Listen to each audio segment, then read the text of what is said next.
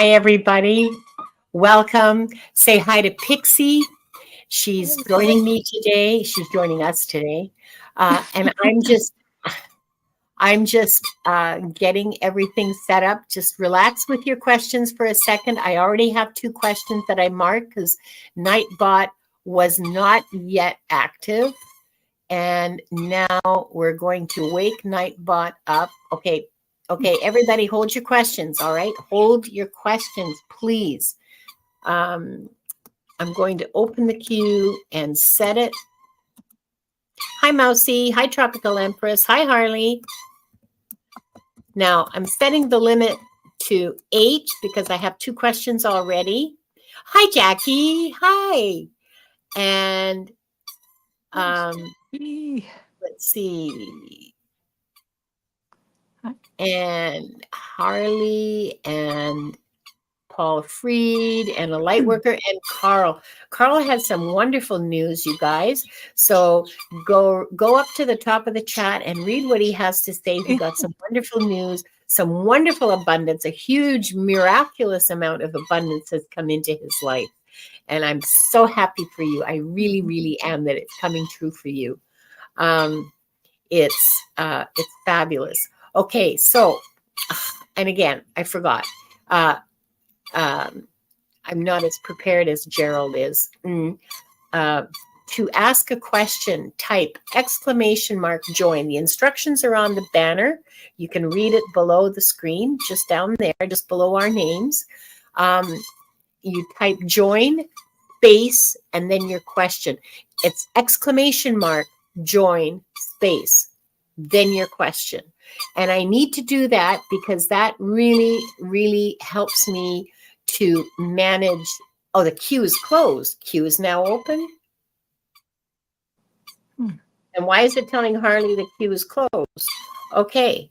Do I have 8 questions? Let me just check to see what's going on because Nightbot might have lost its mind. Hi, Lady Silver. I just got to find out who's all in the queue. Queue is empty. Okay. So I'm just going to test this theory. Okay, test this hypothesis. Type join, test. Okay. Now, is it going to tell me that Oh, thanks, Harley. You're really kind. Hi, Liz. Glad to see you here. Sore throat and earache. Okay, so where? There. Okay, so there you go. Nightbot is working. My hair is doing the whole cockatoo thing again today. It's all Wanda's bad influence. And okay, fine. So we've got we have our queue set up so you can start asking questions. It's immediately followed by join, just exactly the way it's typed in the banner. Space, and then your question. I have 2 questions. We have 2 questions already, but before we start with the question, oh, Harley, don't worry. I have your question mark. I have 2 questions marked from people who got here super early and had long questions. And so, ouch. Ow. She has really sharp claws. And I'm not wearing a sweatshirt because it's not winter anymore. Yeah.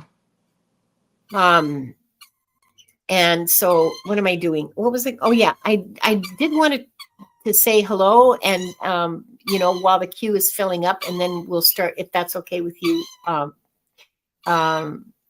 Pixie it's solstice today, and the solstice occurred at I think it was 1:51 p.m.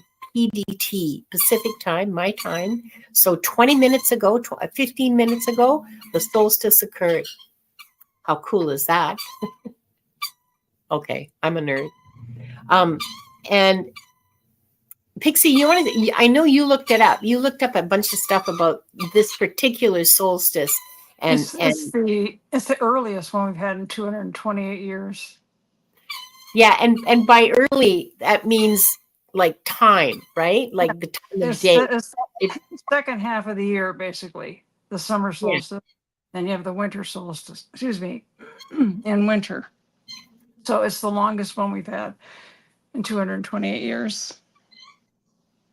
And just so everybody knows too, just to be prepared, I'd have to look it up again, but whenever Gemini's in a planet, it's like when Mercury goes retrograde, because it's it likes Gemini to sit in a lot of times, but it means you have to do everything twice. So like tonight with Nightbot, how did it work for you the first time? Well, That might have been my fault because we weren't live, and I thought that as long as I was connected, but it doesn't work unless it's connected to YouTube. Yeah, well, never mind. Anyway, my brain fart. no, it's going to happen to a lot of people. Just don't get frustrated. Just do it the second time. It's not you. It's what's going on. Oh, good. I love those energies. The other thing that's interesting about the solstice, aside from the fact that, I mean, the cycle of the year, we're going through, the nights are going to get shorter and shorter, and then we're going to come to December. The other thing that's interesting about this particular solstice is that there's a full moon tomorrow. They're calling it the strawberry moon. Yep. And it's the closest that the moon will come to the earth this year. It's at its closest approach. So it may not be entirely solstice related energies. It may also be full moon energies. Yep. Did I say new moon? It's a full moon tomorrow. Yeah. So a reminder to all of you to put out your crystals and put out your jars of moon water in the windowsill or outside, and do that like tonight, and let them sit in those energies and bring them back in tomorrow. Those of you who do that, it's going to be or put them out today. No, sorry. Put them out tonight and take them out the day after tomorrow. So you have the full cycle of the whole day of the full moon. That's what I mean. Sorry about that. Yep. Then, everybody wants to make a list of all the things that emotions or things that they're holding within that they don't want anymore, like upset or, you feel like a failure or whatever it is. Just write a whole bunch of stuff out on a piece of paper and then burn it. If you don't get it done tonight, that's okay. You can do it tomorrow, as long as it's not too late tomorrow. But that tells the universe that, boom, I give you all this stuff. I don't want it anymore. It's yours. Yeah. So the new moon is the time for bringing stuff in, Mm-hmm. and the full moon is the time for letting stuff go. Right. And I have a story to tell you guys. Yeah, of course you can put water on the windowsill. It doesn't have to be like outside, in on an altar with, fairies dancing around. Although I'm sure the fairies are dancing no matter where you put it. But yeah, of course you can put the water on the windowsill. It's better if it's in like a jar. Yeah. Or a glass. Don't just pour water. Yeah. Or if like some people like I have a big, what I call a log. It's pretty long and it's pretty wide and it's selenite, and I rotate my crystals onto that, and I can clean them anytime I want, because selenite will clean your crystals for you. Just don't ever put it in water, because it's pretty water soluble, or you won't have much of a log. Yeah, it's pure gypsum, so it'll just dissolve if you put it in water. Mm-hmm. So yeah, no, you don't want it. And selenite doesn't need to be cleaned, which is that's cool. Yeah. Okay, well that's good to know. Huh. All right. I wanted to share with you guys, with all of you, something about letting go that I just learned. I live in a small apartment. I mean, it's 2 bedrooms, but it's still pretty small. And I got this great gift of a free couch last week. Mm. However, it meant, and it's almost brand new. It's like only 3 years old. And it's beautiful. I'm sitting on it. See how nice it is? I've got it covered with a blanket so it doesn't get destroyed like this week. Anyway, it's very comfortable. It's a wonderful napping couch. I love it. I love it. I'm so grateful to my friends for having given it to me. But it meant that I had to get rid of my old couch. Come on, Wanda, stop it. She's trying to take my top off. It meant I had to get rid of my 22-year-old couch, which was a wreck. I mean, it really, there was no saving it. Okay. So I had to call the 1-800-GOT-JUNK guys. They came and they took it away, revealing, I don't even want to tell you, revealing a whole bunch of stuff. And also I wanted to change this, how this whole thing was set up. So instead of, that's why you're seeing a wall behind me. I know I have to put some art up or something interesting. Yeah. Not this week. It's been a whirlwind. Okay, so not this week, but I will put something more interesting visually than a blank wall behind me, I promise. Anyway, so I moved everything 90 degrees. So that means I have all this space in front of me that used to be to the side that's now filled with stuff that, like, I don't even remember getting half of it. I don't know why I have it. And why did I not, like, get rid of it years ago? I don't know. But I sat with that. I've been staring at it for a week. And so why am I telling you all this? Okay. The lesson is that I didn't get rid of it.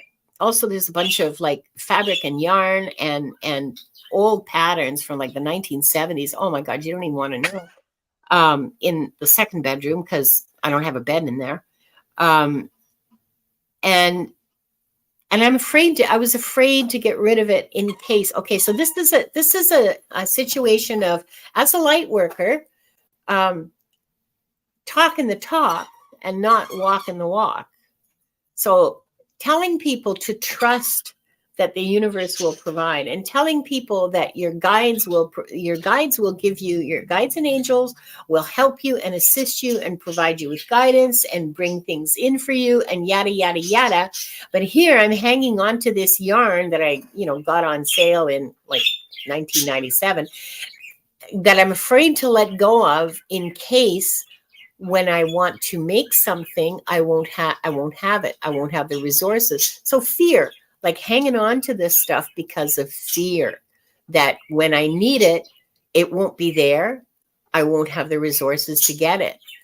So if I'm going to be a light worker, not if I'm going to be, I already am.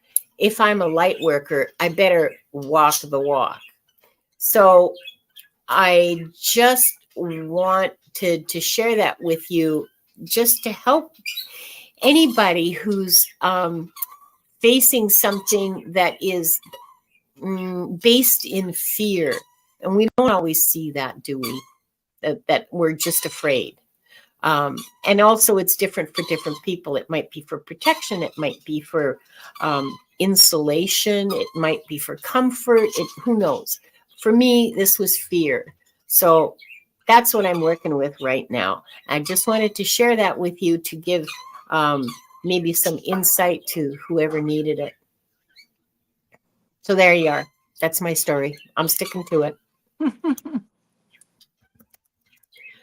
It's not just decluttering, Jackie. We're talking about a room full with boxes of fabric and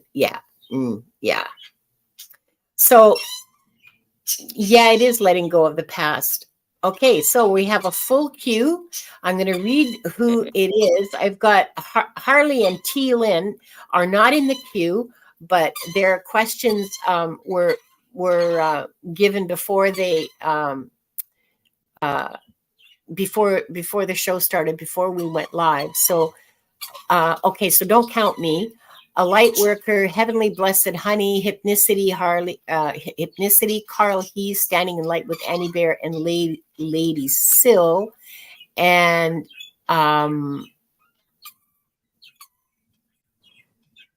hold on for just a second here. I lost myself. Okay, no, I want to see the comments. Okay. Lady Sill, I don't see you, Liz in awe, but Tropical Empress. Okay. Well, all right. what I'll do, Tropical Empress, is take that off and take mine out. And if I can find it again, because this only goes. Okay, so I will take, I should have just removed it when I hate this. So are you getting a channel soon, Pixie? Let's just have a little chat because Oh, sure. I can't find my darn comment. Go ahead. I will have a channel, but I'm not working on it right at the moment. I have something else going on that's kind of taking up a lot of time.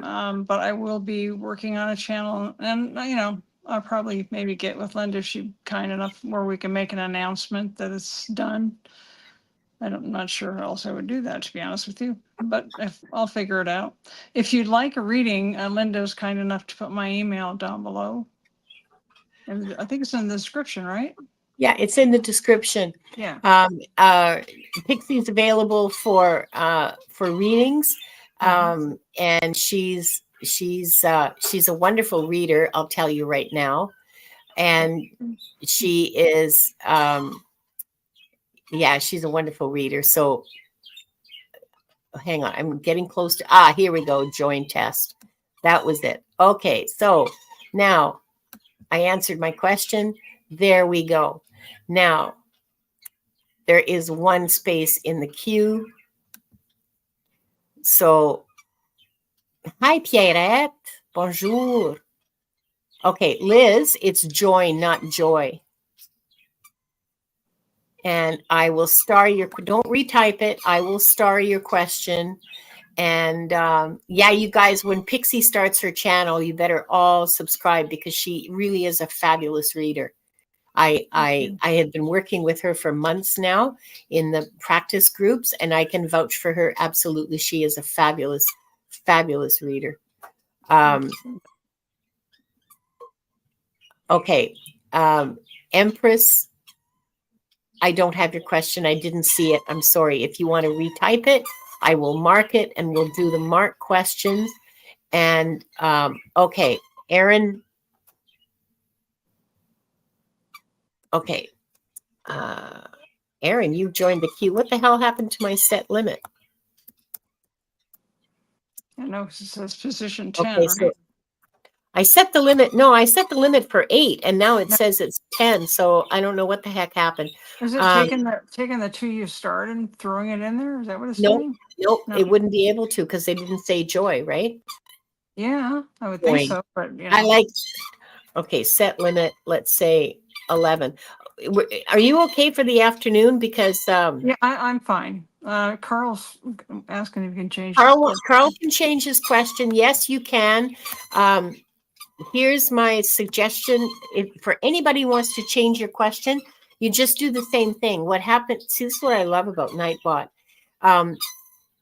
You type !join and then your new question, and Nightbot will update it so that when I click on it, it comes up with the new question that you want to ask. And so that Lady Silver, type !join space and your new question. If you're in the queue, it'll update the question that you had in the queue. Okay. So that saves everybody a lot of time. And and also, I mean, come on, you guys know me. My brain is like, I'm a little scattered. It's putting it very, very kindly. I'm a little scattered, and so then I don't get confused, and it helps me a lot. And it makes it easier for the mods as well. They don't have to, they can have a little more time to enjoy. So we've got 3 starred questions, and they are T. Lynn, Harley, and Liz. And if Empress can't get into the, here you go. Okay, so Empress, I can see why you didn't join the queue. It's because you typed a space after the exclamation mark. But never mind, I will mark you. I will mark your question. Where are we? I will mark your question. There we go. And I am now closing the queue. Okay, no more questions, please. There, see, so Lady Silver, if you guys will check the comments, Lady Silver updated her question. It says, you're already in queue. Let me just show that. You're already in the queue, position number 7. Your queue message has been updated. That's what happens when you want to change your question. That's what gives you the confirmation that your question has been updated. But it's too late now. Questions are now closed. Or no, it's not too late to update. It's just too late to add questions because I've just closed the queue. Okay. So, so there we go. So we have 4 starred questions. Let's start with those. Okay. And then we can, go through the queue. So that means we'll have like 14 questions. So the show's going to run long today, boys and girls, like it always does, but there's no way no way that we're going to be finished by 3 o'clock because it's 20 after 2 now. Sorry, 20 minutes past the hour. First question is T. Lynn. When we pass, do we see others' life info? Curious the purpose of being subjected to stepmom if dad, now deceased, sees how she treated us kids. Oh, so this is a mediumship question, more or less. Kind of a sort of an interesting mix of mediumship and records. Okay, I'll start. I got something coming in. Now, I don't know if the spirit. Okay, so T. Lynn, if you could just answer my questions in the comments, please, because I want to make sure that I get the. Hi, Imagine with me. Ouch! Ow! Ow! Ow! Okay, I love you, but damn, you need a pedicure, girl.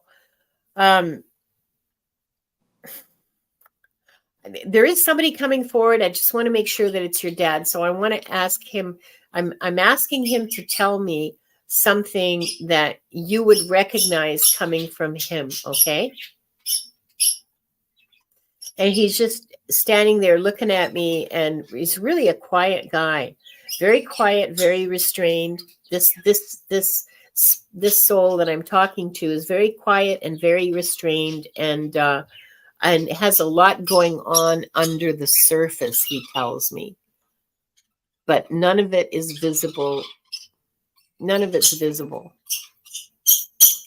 Does that make any sense to you? Ray. Oh, Ray. Oh, good. Thanks for his name. Yeah. Yeah, he's nodding his head at Ray, but he's just still sort of shaking his head, and I just want to be sure that it's your dad, okay? Because these souls, all of them want to talk, and I got to be able to identify. Tell me something that only T-Lynn would know, that only the two of you would that she would recognize you from. Ball games? He says ball games. T-Lynn, does that resonate with you? Does that?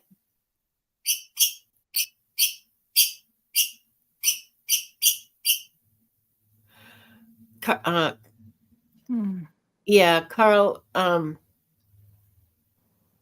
you're in the queue. I don't understand. Okay, so Nightbot's misbehaving. All right.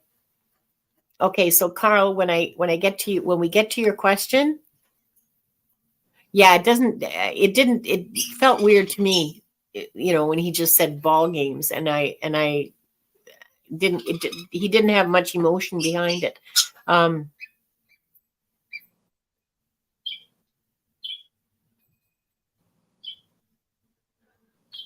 on, Ray.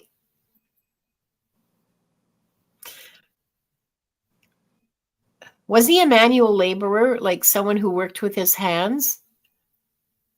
He says he worked really hard.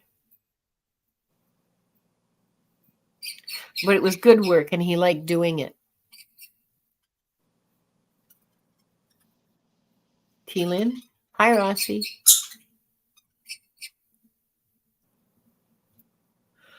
I don't know, Carl. Keep trying. Just join and then, or exclamation mark, join space and your new question, and it should update.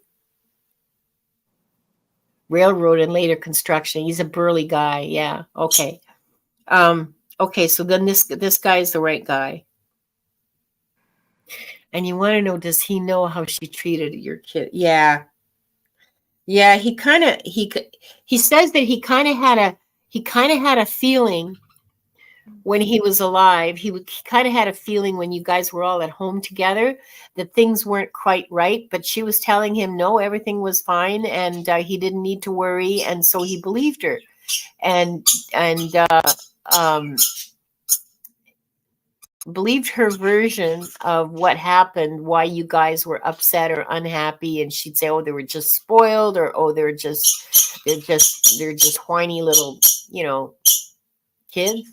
And don't worry, I'm handling it. It'll be fine. You're fine. We're all good. And he believed her.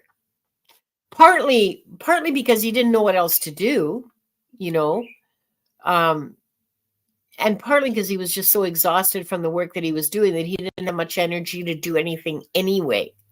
So yeah, he took the easy way out. He says to me, I took the easy way out and didn't look into it any further and just believed what she told me. Because she was the adult.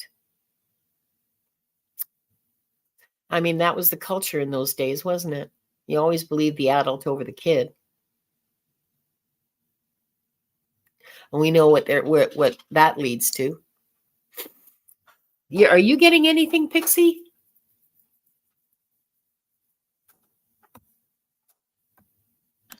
When you were talking about sports, what he saw everything. When you pass over, you have a life review, and it's kind of like you're watching the movie of your life, basically. Yeah. But you were looking at it from a different perspective because you're not in your physical form anymore. And you do have your guides with you because they help you a lot, because you do experience emotions, all the emotions. Like if let's say I was your dad and I saw you on the screen, I'd feel whatever emotion was involved in that particular scene that I was looking at. So he's not unaware of the fact that your dad, if you think about it, was kind of what he's saying. I didn't know what to do. I felt like I was between a rock and a hard place, is what I'm hearing. Because if you think about it, your dad had to work. So I got goosebumps everywhere. Excuse me. He is saying that he was really conflicted. Yeah. You may not know this, but your dad actually prayed quite a bit. He asked for help. He asked the angels actually to protect you. I don't think it's something anybody who knew your dad would really know about, unless they'd known him really well and for a long time. He considered it to be a little bit, it's not macho, let's put it that way. But he, in your life where you see everything. So he would have seen all your siblings, he would have seen your mom, he would have seen everything that went down. But he really was, if you think about it, if he had to work full time, then he had to think about if your mother wasn't going to take care of you, where was he going to find someone to take care of you? That's a big problem. And he knew your mother wasn't being honest. He had pretty good instincts, your dad. Oh, wow. Okay. This is hard because my dad had to do the same thing. He's asking for your forgiveness.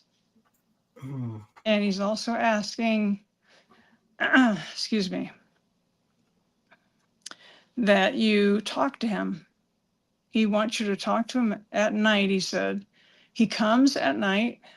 Yeah. It could be in a dream. There could be other times when he's actually in the room. You don't seem to be aware of those things currently. So he'd like you to open up a little bit more so he wants to give you some information. He said Yeah. it's important. Yeah. I don't know if you have any issues. Some people have issues with, having a spirit in their bedroom. He said he'll give you a sign so you know it's him. He doesn't want you to be afraid because he wants you to be open to what he's going to tell you. Because he said it's a very important information that I need to give to my daughter. He wants to know how much he loved you, and that he's sorry. It was part of his life lesson with your mother. Your mother, whether she's passed or not, is going to have a life review, just like we all do when we pass. We get to also feel the good things that we did. Like, so if we made somebody really happy, we get to feel all their joy. Mhm. So, but he loved you very much. He really worked hard to provide for your family. It wasn't always easy. But he really did love you guys very much. And Yeah. he did worry about what was going on when he wasn't there to see it. He talked to your mother. It's not like he wants you to know he talked to your mother about it more than one time, he said. He made his views, he said, perfectly clear to her. Excuse me. Lynn says he was introverted in that respect. Mhm. Prayers. Okay. She says I'm going to put this up. Okay. He and my mom never stopped loving each other, though divorced when I was 5. Stepmom played a huge role in that as well. Yeah, she sounds like a real piece of work. Yep. I'm so sorry you were treated that way, but your dad is around you a lot, He's around you a lot. Yep. And he's always trying to like shake you, like Trying I to don't know, talk, trying to talk to especially you. at If you night, because she's more accessible at night. Yeah, You know, more open. Yeah. yeah. So when you're feeling maybe like a breeze on your cheek or your hair just sort of moves when you're laying on your pillow, think of your dad and say hello to him and um, be still so that you can hear what he has to say. Do you have an object from your childhood? I feel like it's either a doll or a stuffed animal. Let me ask. I'm hearing it's a doll. I don't think you look at it all the time, but you've kept it. You kept it because it's very sentimental to you. I don't feel like you have it out. He wants you to get it out, and then he wants you to put it on the bed. Because when you look at that, it's going to bring back. It's not going to be bad memories like you think it might be. It's going to be the good memories. Yeah, He knows how attached you are to that doll, and he wants you to think not just about the negative times, but the good times. Because there were good times, he's telling me. yeah. He worked really hard to give you guys a good Christmas. That was very important to him. Lynn says her mediumship skills are strengthening, and now believe he visited me a couple weeks ago. He did, and just stay open, Lynn. I hope this helped. Carl has an interesting question for you that I know other people have asked me, and so what's your perspective on this? He wants to know. Sorry? Yeah, he wants to know if I get tired. Yeah. I don't really, when I'm reading from the Akash, I don't get tired. And I don't, it depends on the subject and the person who's deceased that I'm talking to and how much emotion there is between the person that's on this side and the person that's on the other side, or persons. Sometimes they'll come through. It's kind of hard for me to keep them. Like, I've had a couple of dogs pop into my house from people that I knew, but I didn't. One of them I knew was their dog. The other one I didn't know that it was their dog. So sometimes animals, I don't mind too much because they're actually kind of funny, to be honest with you. They have a great sense of humor.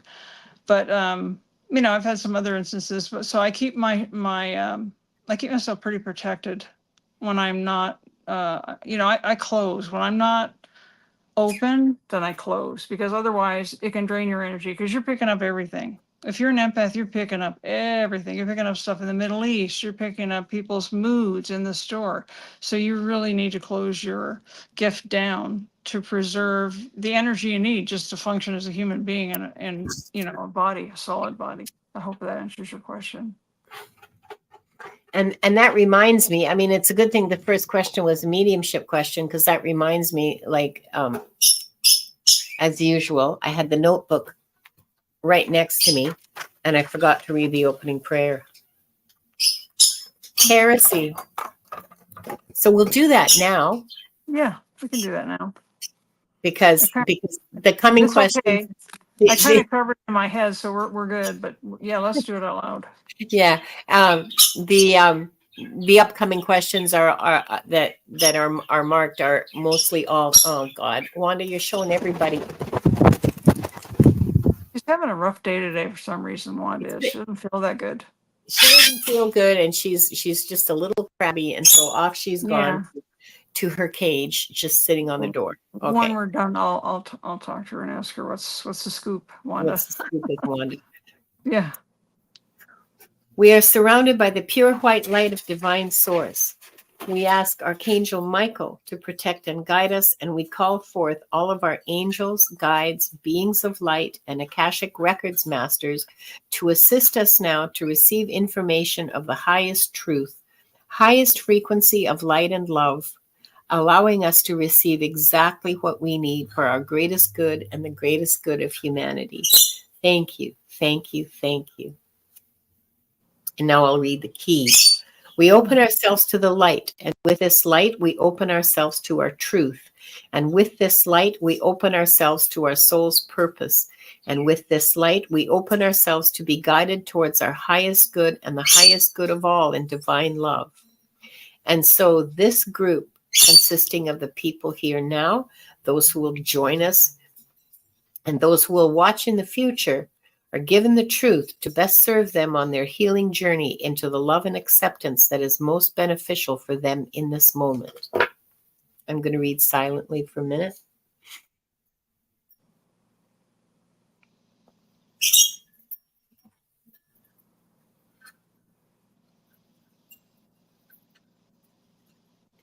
And with this light and guidance, we unlock the energy field of this group to receive the records of their souls.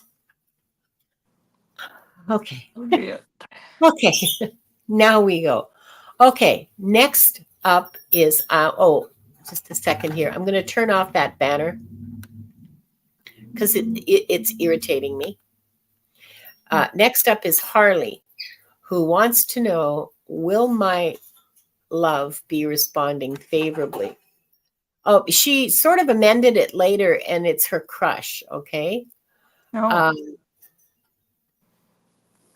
So, I'm not exactly sure here. So Harley, you can correct your question in the comments if you want. When will we come together? No. Okay. So I'm only going to ask you, we're only going to answer one question, like your great grandmother's just going to have to wait. I'm sorry.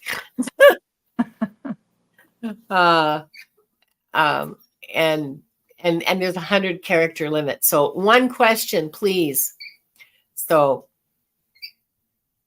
will my love be your crush or your love interest be responding favorably to me? Well, if they don't, they're not your love interest. I mean, I'm sorry, but. Sorry. Your grandmother's funny. Sorry. Oh my God. Should we have picked the grandmother question? Oh, she's like right there. Like I saw her like cross her arms like this. I'm trying so hard not to laugh. And then she goes, he's a rat. Is what she said to me. I was like, no. She does not like this guy. Oh,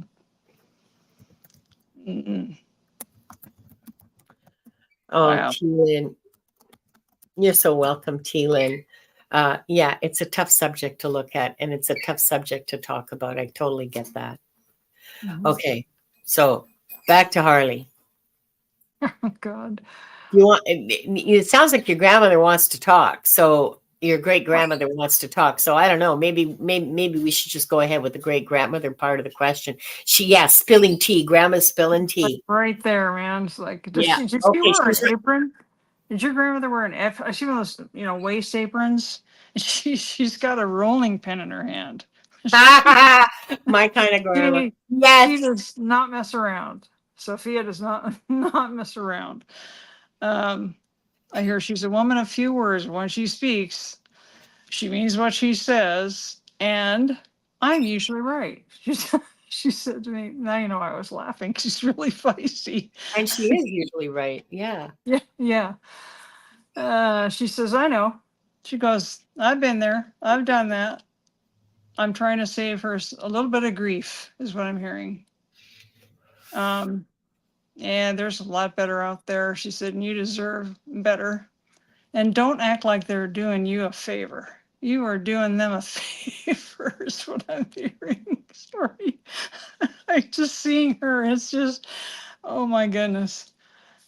She'd be hard not to like if you met her. Because she's like, iron on the outside, but soft on the inside. You know what I'm saying? Yeah. Yeah. Uh, Yeah.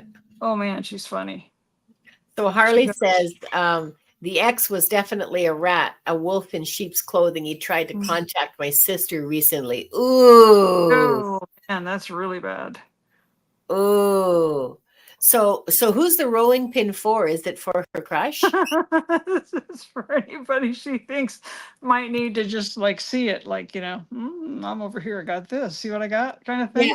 Is it Don't for the mess crush don't or is mess around. It's a kind of a don't mess around message. yeah, but is it for the ex? Is it for Harley's ex or It is it is for the crush? this is what I want to say to Harley from her grandmother. She said, you need to do some more work because you could do better. She said, it's like, I hate to say this, I'm going to say the way she said it. It's a stepping stone of bad. So it's like, but it's not grounded, like on the ground, on level ground where you should be. She wants you to do some more work on your self-esteem. She said, they're a dime a dozen, but you, not so much. That's what she says. You're a treasure. I'm hearing you're a treasure. Yeah. Yeah. She's not messing around, Sophia. She's not messing around at all. So that's what I would tell you. I would not worry about, a lot of times, this is from maybe it's because your grandma and I think the same way. It's like this when I was younger. How women think, oh, he's going to call me. He's going to, the guy's out there, he's just doing his thing. He's not thinking about you at all. Exactly. He'll get around to it when he can. And meanwhile, we're sitting by the phone worried to death that they're not going to call us back. We need to change our perspective. Yeah. We need to think, okay, if he calls me back, fine. If he doesn't call me back, fine. I'll find somebody else. He's not the only person out there. Yeah. But look at him a little more closely and listen, I'm hearing, to what he says. He is going to contact you, but he's going to, I hate to say it, it's going to take a sweet time. That kind of guy. But listen very closely to what he says, because he's telling you what he's like when he talks. So listen very closely to what he says. Yeah. Like it's that old saying, when someone shows you who they are, believe them the first time. Yeah. I hate to give you that, news, but it's probably saving you wasted time and heartache. He's not all. I'm definitely getting he's not what you think he is. Like there's two. You're seeing the surface, and and Harley says it's the ex that fool wants to cause issues. No, this isn't the ex. That I see. This is the new guy. This is the new guy. This is the new guy. Is the different version of the ex. I just saw Sophia show me your old guy in a trash can. Yeah. First. He's head first in a trash can, but she showed me that she is funny. Dumpster fire. Yeah. Like, no, him, he's over there kind of thing. This new guy is this guy. She's pointing. Yeah. This one. The this one guy, you're asking about. This guy is not very blunt. Not a not what he looks like, and not what not what he makes himself out to be. So watch for those red flags. Watch how he treats waiters and serving people. Oh, yes. And people that he thinks are beneath him. So, servers, people in a position of service to him. Yeah. So, yeah. So, because I know that you got rid of the old boyfriend, but she's saying there's some collateral damage still within you, is what I'm hearing. Yeah. So you need to, work on that and clear it out. As you do that, actually, she's levitating you off the ground. She's a hoot. She's levitating you off the ground like, this is what's going to happen when you work on your self-worth. Yeah. Then she goes, then you look a lot more closely when a guy shows up, but not this one. And it's not even that you look more closely at, but when you start feeling more love for yourself, attract better people. People just aren't attracted, like those kind of people. Okay, so I suffered a lot of damage, personal, like inner soul damage from bad relationships, mostly with narcissists. Okay, they were everywhere in my life. I was living with one, and my boss was one. Oh my God, it was a disaster. And it has taken me like 3 or 4 years to begin healing from that, and beginning to, well, pretty much since I retired, healing from that, and just making myself whole again. And do you know, there's not a single narcissist in my life now, because they stay away from me, and they don't find me attractive anymore. Isn't that nice? And that's that. I don't think I'm like so terribly unique as an individual that this pattern of growth and would not be the same for somebody else. So when you grow and you begin to love yourself and value yourself and say, no, I won't, I'm worth more than that. I will not stand for that. This is just total BS. That really makes itself visible in your aura, let's say, or perceptible. Let's put it that way, in your aura, in your energy, and people like that start staying away because they don't even bother trying.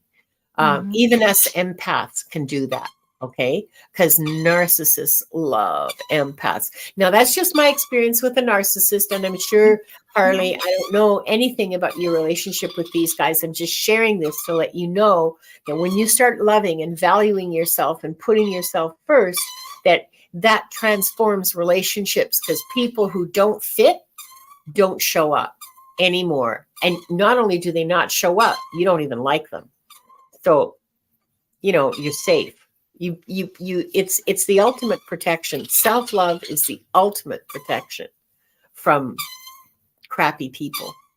Really. I hope that helps, Harley. And why am I sharing so much about myself today? I don't know. Let's go on to something else.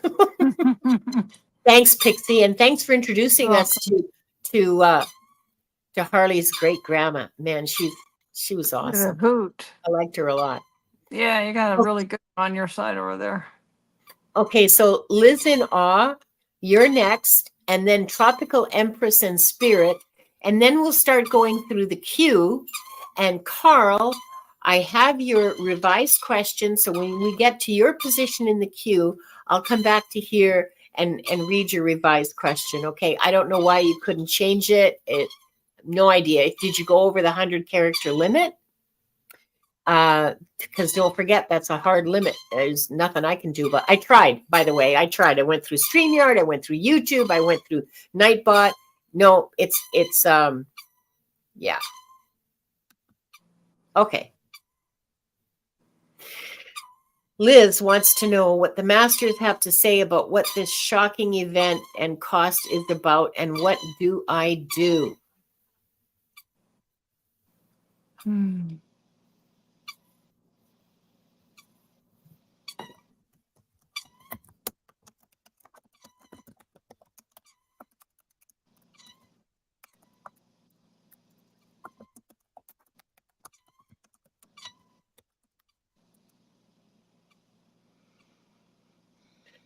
Diane, yeah, you can edit after, oh, maybe after Nightbot is closed. Oh, yeah, maybe. Oh, I'll have to look that up after. Thanks for that suggestion, Diane.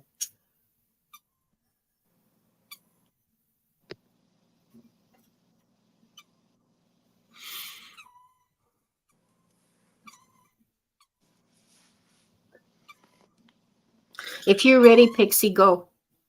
Oh, okay. Well, let me see. Okay.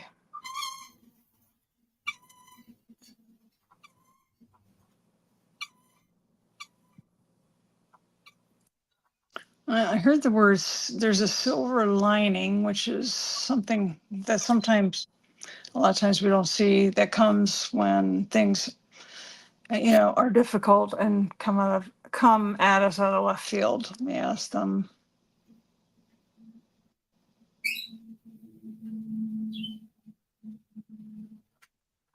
They really,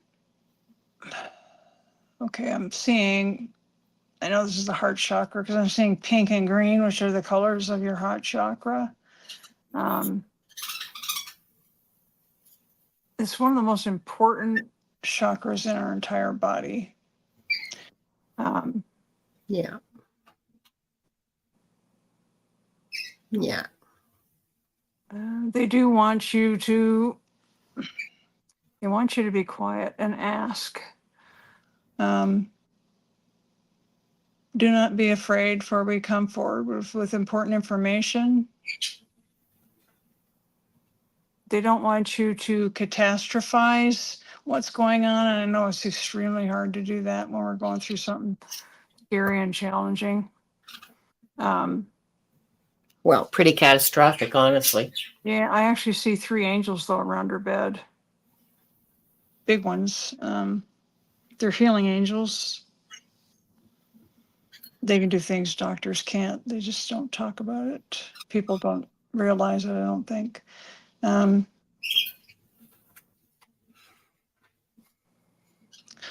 going to be like an unexpected source of money that comes in. I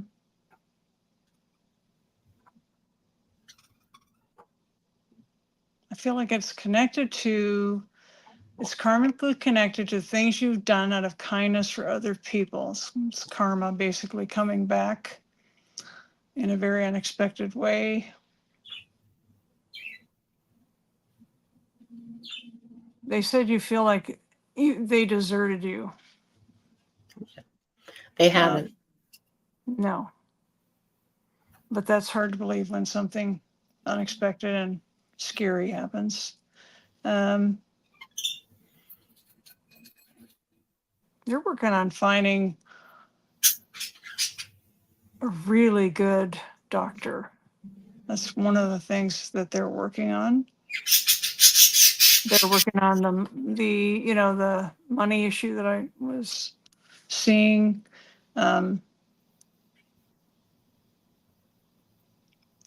I gave you this message before, but it's coming back. They're saying, do not give up.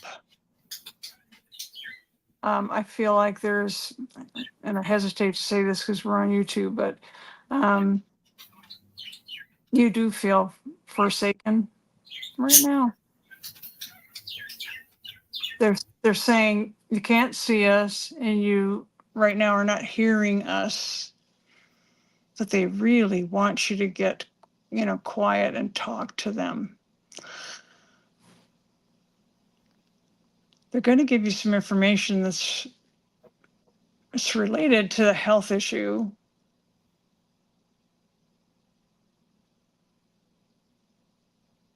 They're going to give you hope when they give you that message, is what I'm hearing. This is one of the most difficult times for us to listen to our guides, but it's one of the most important times to open up. and let them help you, but they cannot help you unless you ask them for their help. They just can't. Yeah. You have to ask them. They can't just barge in and do whatever they want to do. You have to ask them. They want you to, they really want you to watch your mental patterns of thought, is what I'm hearing. Discipline. I'm hearing discipline. Mm-hmm. Whenever you hear something that is what we call, and I don't like this word, but it's what we call negative, because every human being has emotions, and anybody would be afraid. They want you to change it. The minute you hear it in your head, they want you to say, cancel, clear. When you do that, you are canceling what you just said and you're clearing the energy that you put out there when you said it. Then what you want to do is you want to reword it so it's positive. There's a book and I'm trying to think of the name, but I think a lot of us, we will say stuff out of habit. A lot of times we've been saying it maybe all our lives. And we don't realize that it's not doing us any favors.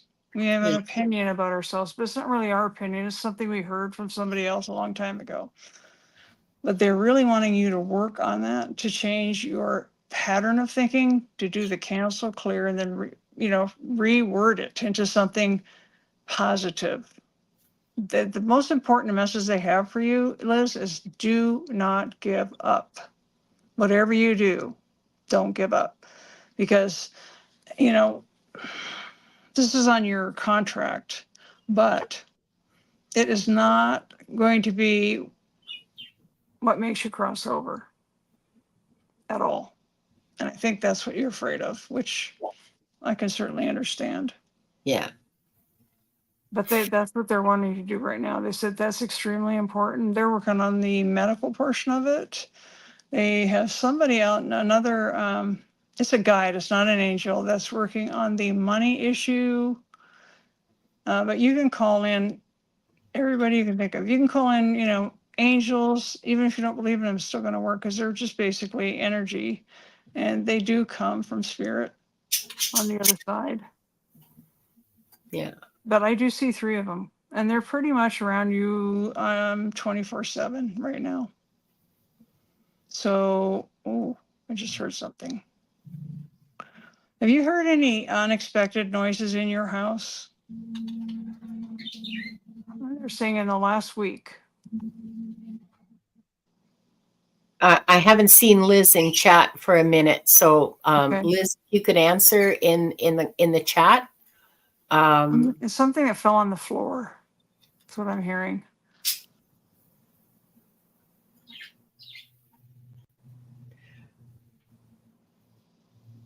Liz says she's more afraid of the debt than the emergency. Right. Yeah, I get that. But they do have. I'll make a information announcement. I'll just do it now.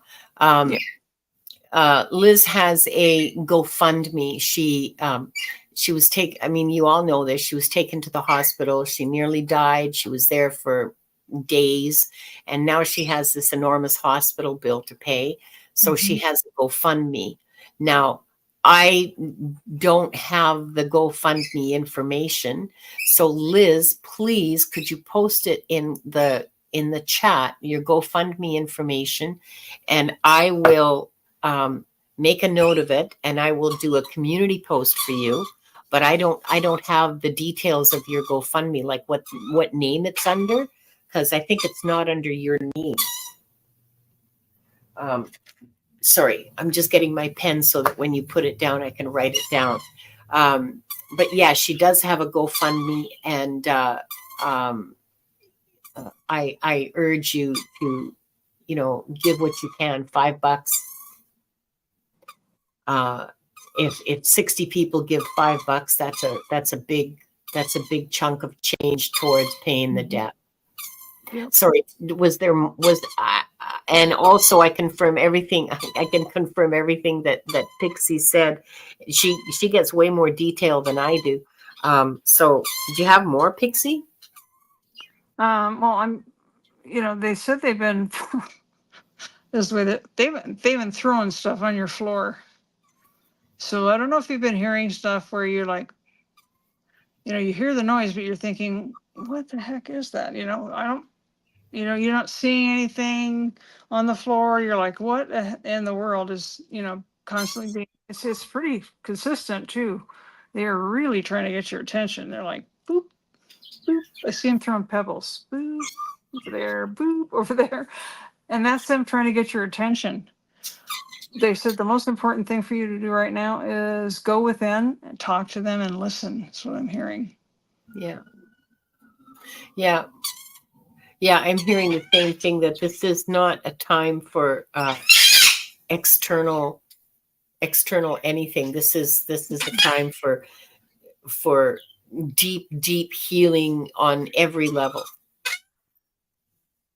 What I'm seeing is they're telling me they want you to visualize a big pile of gold in the room on the floor, just like a big pile of it.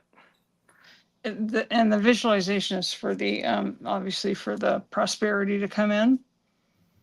And don't forget to write your gratitude journal, because even now there are things you can be grateful for.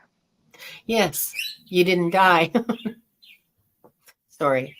I Tiny mean, things like, electricity, it's like, something to eat, clothes. I mean, we take a lot of that stuff for granted because we really don't think too much about it. We kind of take it for granted. But there are so many places where, I can't go there because my mind just about went, I can see a starving child and I'm like, I can't go there right now. But yeah, we need to be, grateful for the things that we do have. And the fear, they don't want the fear to block the prosperity from coming in. That's why they want you to visualize that big pile of gold coins. You know what I'm saying? yeah. And I swear that's what they're throwing. I just want to let you guys know, Liz is not in the United States. So, the information, the advice that you're giving her, she's not in the United States.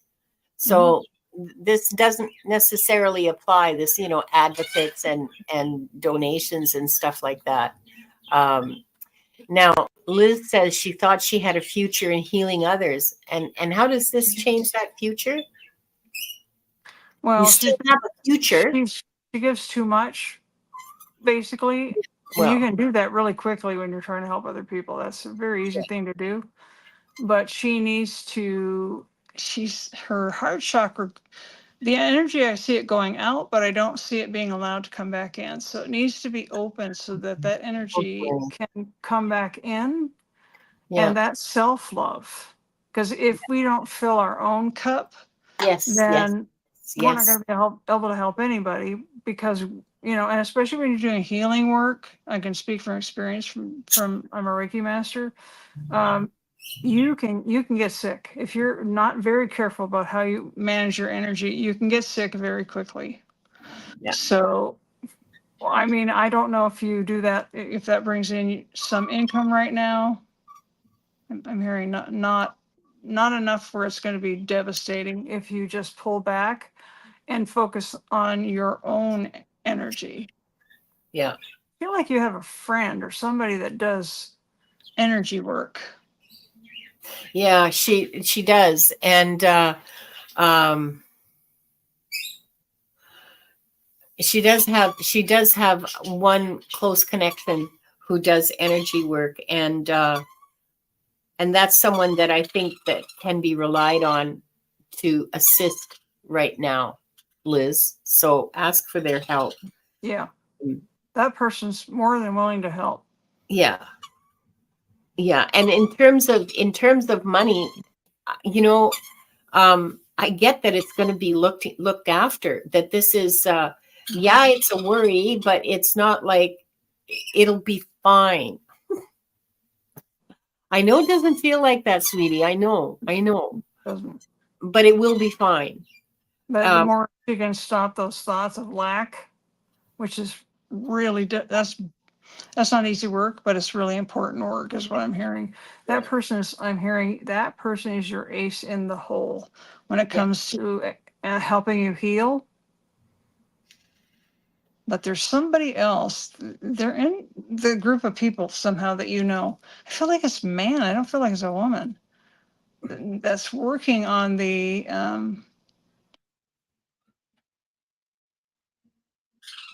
Sorry about that. Oh, Working on YouTube paying enough money. Pardon, you went poop I in don't this. know who, I don't, sorry. I don't know Was who that, this- I don't know who that male is, but, yeah, I don't know who that male is. Let me see if I can, I know he has brown hair. Fairly slender person. Trying to get you some information. I feel like his name starts with a J. John J.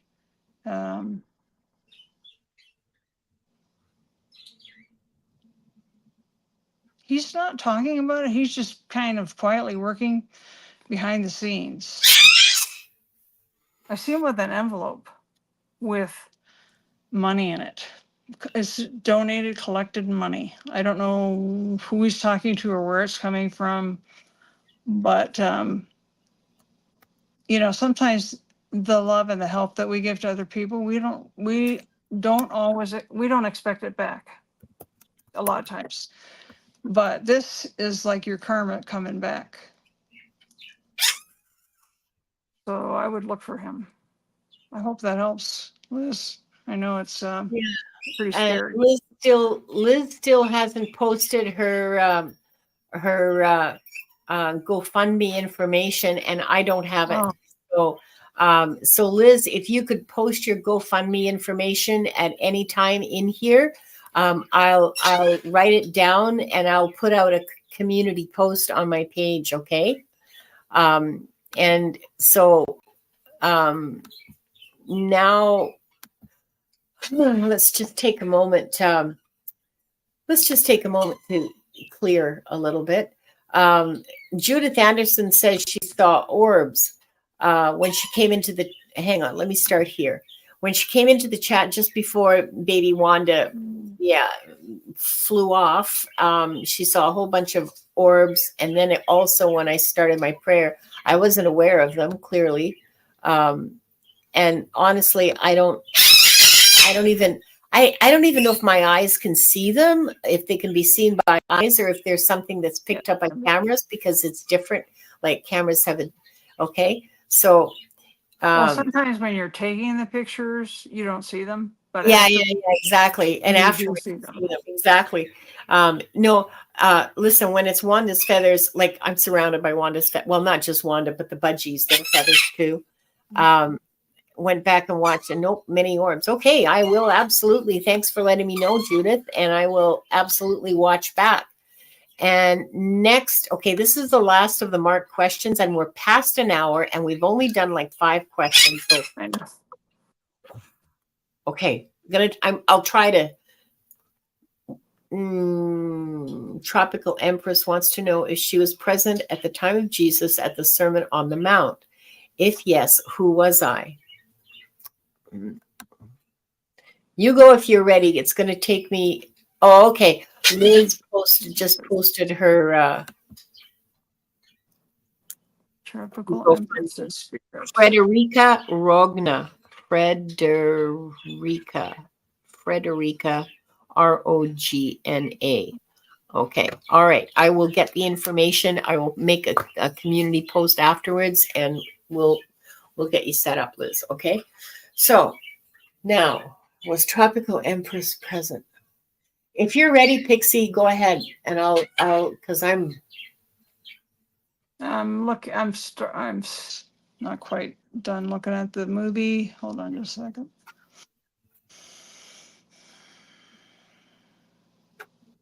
Oh, you weren't a woman, you were a man. Hold on. Yeah.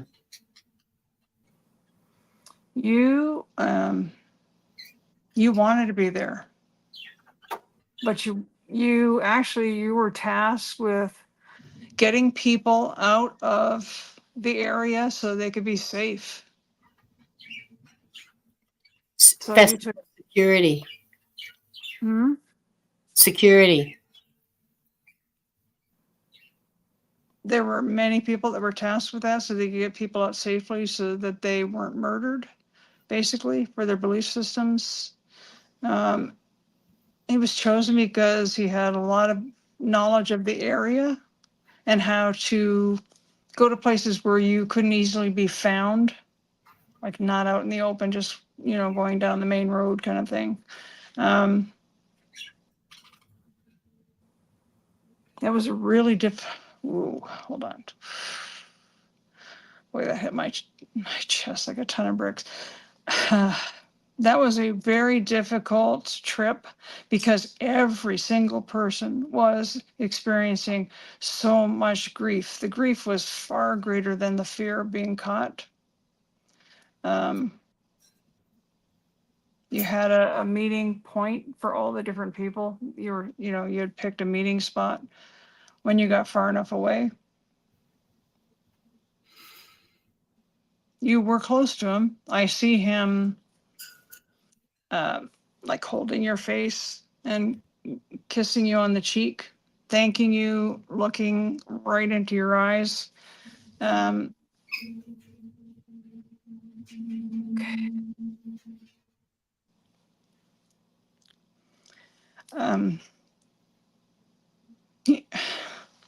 He had tears in his eyes. He knew what was coming long before anybody else did. It's hard. They think, oh, well, he was connected to God. It was pretty difficult. It was a huge challenge. Sorry. Oh, man. He missed many people that he was trying to get them out and make sure they weren't going to suffer what he was going to suffer. So this is hard to read. Hold on a second.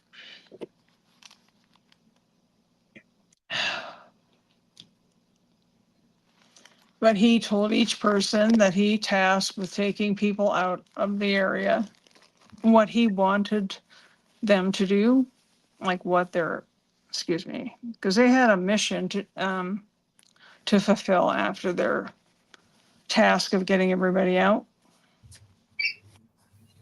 And that gave him great hope.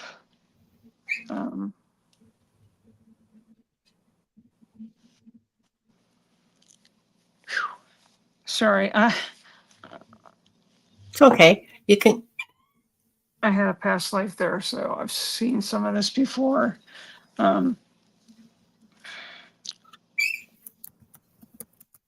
There's just so much light. Like I've never seen that kind of light ever, and it just emanates from a human being, because it's really warm. It's very enveloping. It's not something that we as humans are used to feeling. Not that level of love. That's extremely rare on planet Earth in this dimension. But you were there, but you didn't. You had a lot on. You had a lot to do. You had supplies, and you had to talk to everybody, and it was very covert. He knew they were going to be looking for people. You knew they were going to be looking for people. And I'm sure he thanked you at the time. But I'm hearing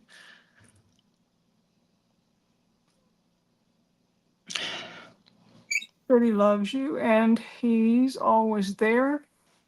Excuse me. Wants to tell you how much he appreciates what you did, because he knew how dangerous it was at the time. And it took a tremendous amount of courage. So yes, you were there, and that's what your task was at the time, at that time period. And I'm hearing Joshua was your name. Tropical Empress in Spirit says, I was told I'm supposed to remember it and what was said at the time in history and bring it into my current life for my spiritual journey. Well, there you are, Tropical Empress. I'm hearing all you have to do is call on me. I hold the memories for everyone. Wow. I got nothing to add to that. Thank you. Thank you so much, Pixie. That was amazing. And thank you, Tropical Empress and Spirit. You're welcome. Thank my guides. Excuse me. Now we've gone through the queue. Liz posted her the name for that her GoFundMe is under, and it's Frederica Rogna, Rogna, or maybe it's Ronya, I don't know. Frederica Rogna. And yeah, this is one of those really powerful kinds of readings that do you have any water handy? Yeah, I do. I always have water. Okay, so maybe have a sip of water and move your arms around a little and just ground yourself back into your body a little. Yep.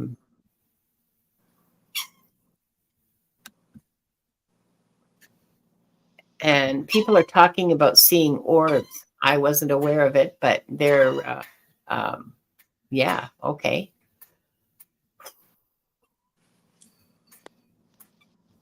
Oh, Rossi says she can post the link, but she's not a mod. Well, here, let me fix that for you, Rossi. Come on.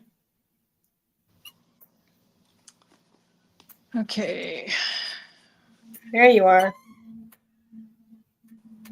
Duck, there's a wrench coming your way, honey.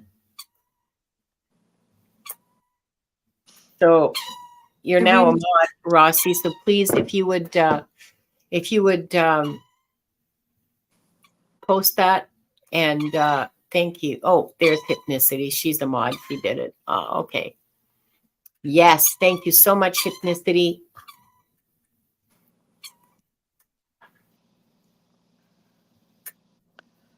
Oh, I totally lost where we were. Sorry. All right. Don't worry. I'm just going to keep blabbing on. I wasn't here. I was there. Okay. Rossi posted the whole link, so you can click right on it and go straight to it. Okay. God bless you, Rossi. Or the divinity of your choice. Thor. Who's the goddess of summer? I guess that would be Hera.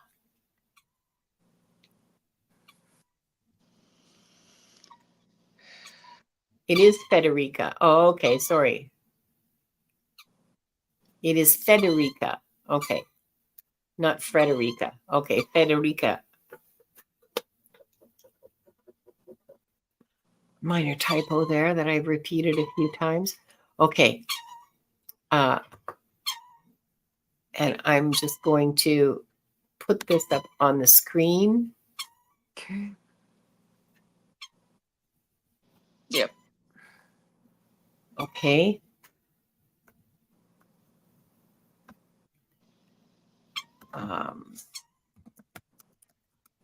Whoa.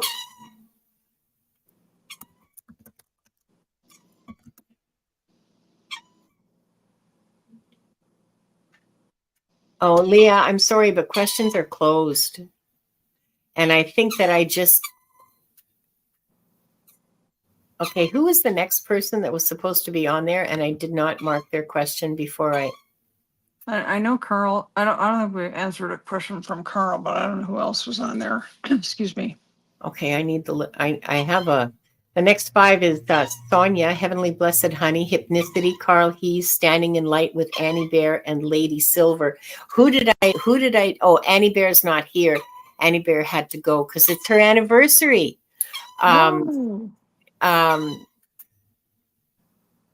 Okay, all right. So I'm just gonna go with no, I know what I can do. Wait, let me find it. I'm sorry, I'm so clumsy today. This is a light worker. Okay. There's been some weird technical issues today. I apologize. And it makes me even more scattered than I usually am. Okay. I would love a past reading from the Akashic. Okay, fine. Let's see. Just anyone or just I just pull up whatever they give you? Okay. yeah, whatever they give me. I just pull it up. Okay. I'm seeing a whole bunch of listen, you've been hauling most of the wood so far. So let me do one Okay. and you just have a drink of water and sit with yourself and take a few deep breaths. Yeah, I kind of wasn't expecting that. Excuse me. Yeah, no, I get it. Dino friends, questions are closed. You're not I don't think you're number 9. Um, because I don't remember your name on the list at all. So, Liz says her keyboard and computer are going nuts today as well. Well, good. Then I feel like I'm not being singled out by the universe. Here, let's fry your motherboard.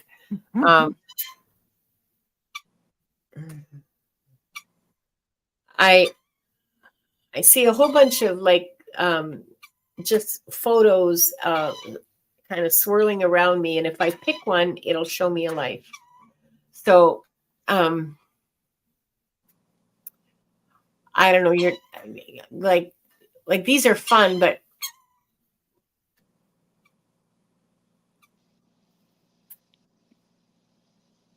okay, I see a boat pulled up on a stone sort of dock kind of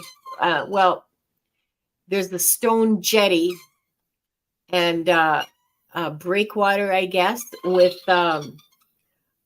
big round rings that you can tie little boats up next to it.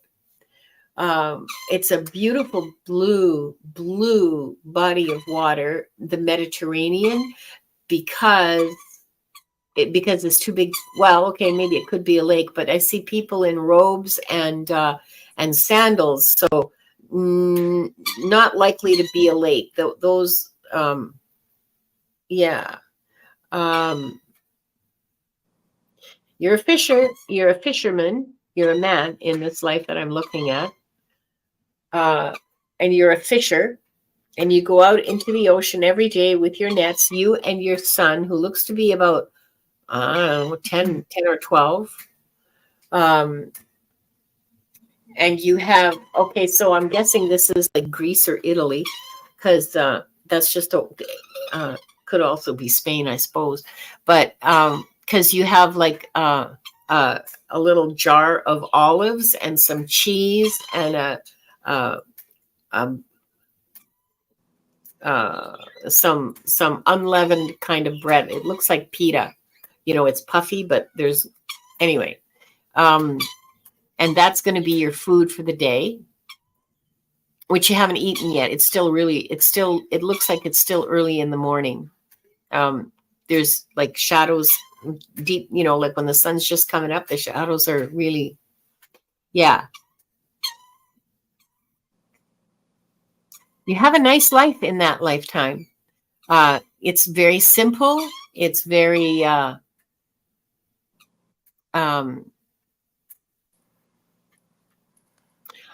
okay. So you're out in the ocean and you see these warships coming towards you. And so you hightail it back to shore and raise the alarm. All the fishermen, not just you, because you go out with like 5 or 6 other boats, all from the same village. It's just a tiny little village. It's like, it probably still exists today, but it's like was never a big deal, if you know what I mean. It wasn't a trading center. It wasn't a port. It wasn't ever anything important. And you're just a humble fisherman, are the words that I'm hearing. So these big honking ships are coming, and they're warships. They're galleys. That's it. They're being rowed by slaves. So this is before the age of sail. So I'm going to guess this is like classical Greece. you get there, there's still they're still quite far away. So you can roust out the village and scream at everybody, and all the fishermen are warning their families, and everybody grabs everything they possibly can, and they hightail it out of town, and they can take. Some people have wagons, and so they're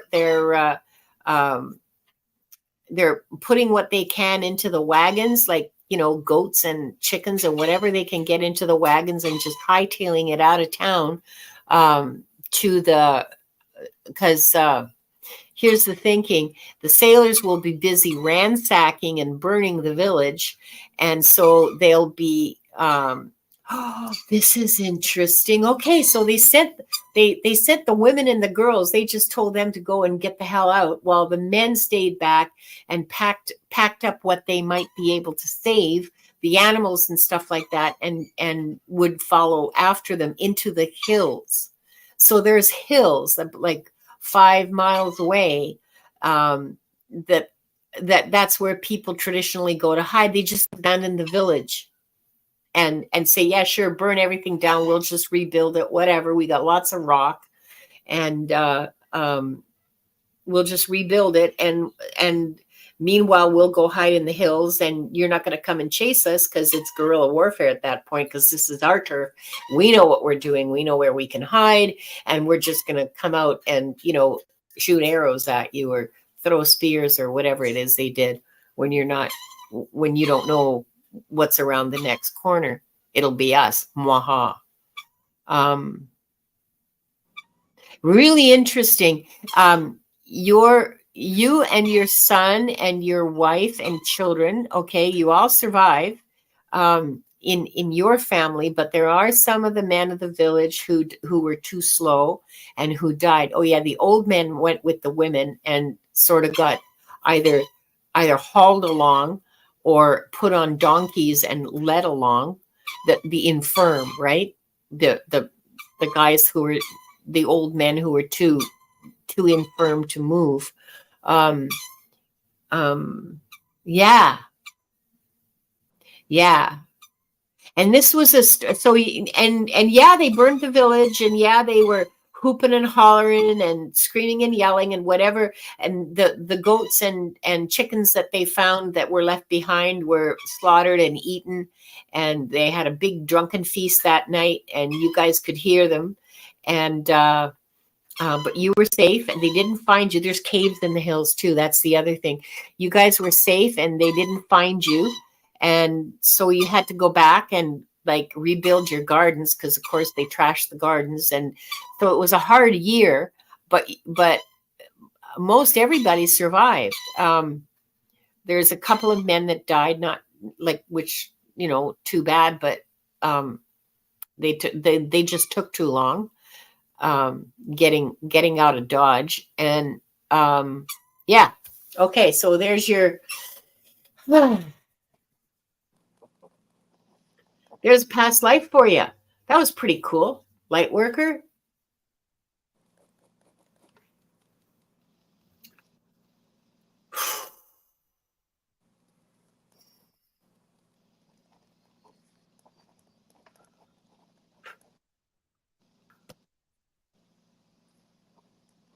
You're welcome.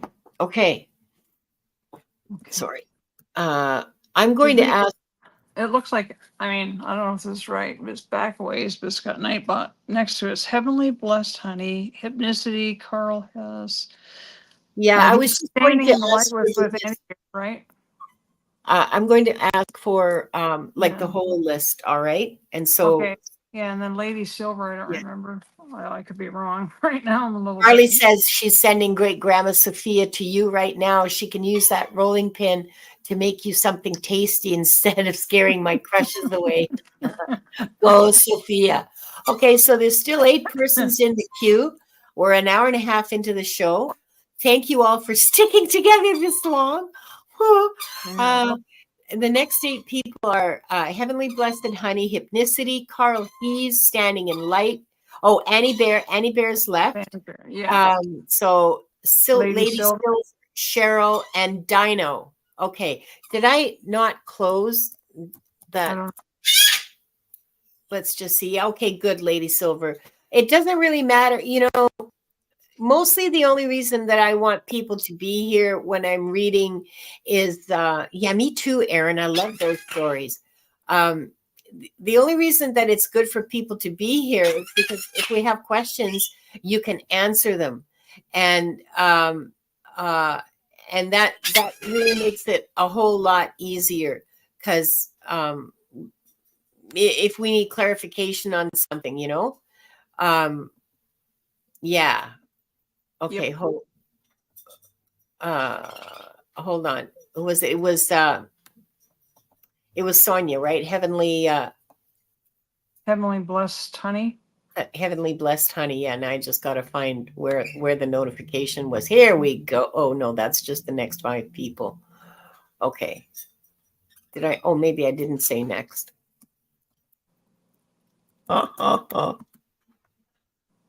This is not easy. Okay. No, I know it's not. That's why I never rush you because it's like, it's just not helpful. And Okay, here we go. Heavenly blessed honey. Sonia, it's so good to see you here. You and I, do you mean? Okay, so this is where it helps when there's somebody here. Do you mean you and me, Sonia? If we were in a past life together? sounds like it. Hi, Lisa Bowles. Welcome. I haven't seen you before. Welcome to our little tribe, our little tribe of light workers here, and Akashic readers and mediums and all kinds of people. So is that what she means? Was she in a past life with you? Yes. Oh, really? Well, Oh, yeah. okay. Well, I'm That going to means ask you to Linda, read we that were in because, a past life together. yeah, she want. Um. Uh. Yeah. Yeah. Okay. Well, I'm going to ask you to read that. Okay, Pixie. Yeah, Because that's fine. That's what I figured. So, okay. Okay. Let's see what we can get here. Heavenly blessed honey and Linda in a past life.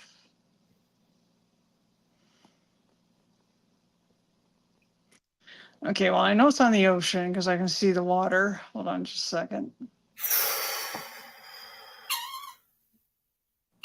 I'm hearing cousins.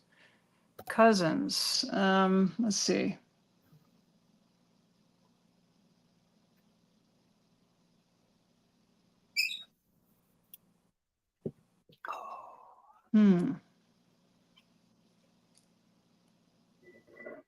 It's the West Coast of the United States. Let's see.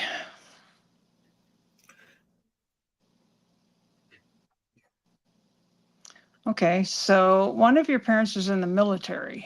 So you were stationed on the West Coast.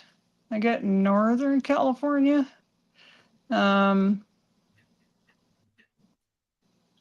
You were really close as cousins. But there's a move. Let's see whose father was stationed in the military, whether it was Linda's or any blessed. That's life I wasn't even aware of.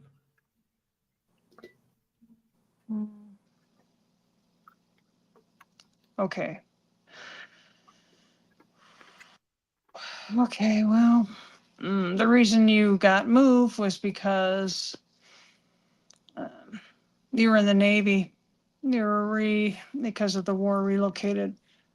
So you were separated at that time.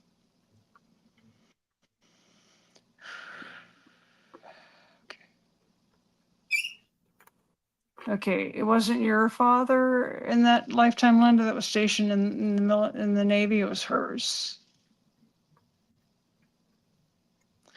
And she moved away. Well, she didn't move away right away. There was, because it was so frenetic, there was so much going on that it took a little bit to get the families relocated because there was a lot of they were unsure, obviously. I want to say for the first 3 weeks who they were going to put where, basically, because a lot was destroyed. he was stationed in Hawaii. Um, he did help with the cleanup.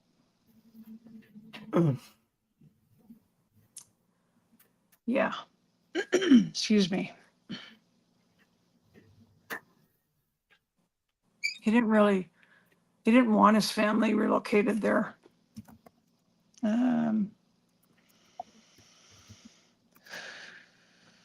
It was very stressful work. It was chaotic at first. Oh man, I don't like looking at stuff like, just a lot of trying to recover people that were lost. And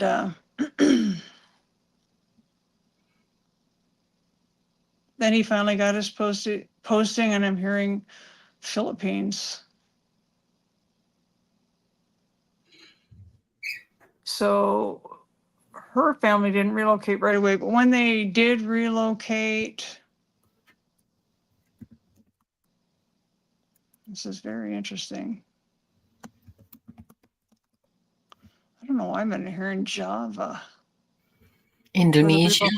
For the relocation was Java. Indonesia. Yeah. For him, like he was all over the place. So it was very hard to try and relocate his family. They were trying to figure out, like where are we putting everybody kind of thing. It was a lot of coordination.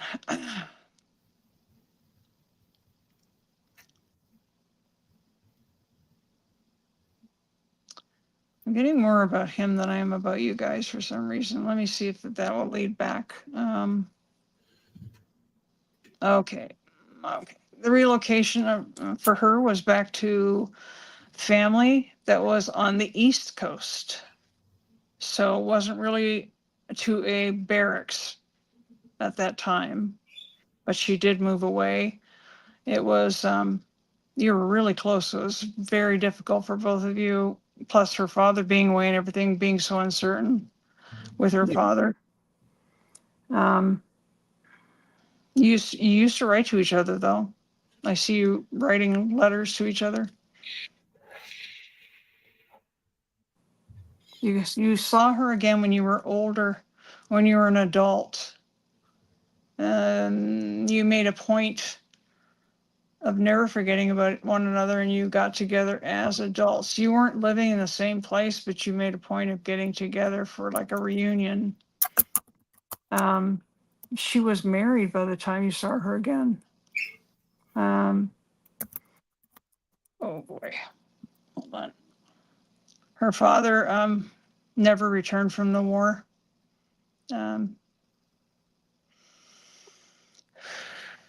Torpedoed. The ship went down. All hands lost. What I'm hearing.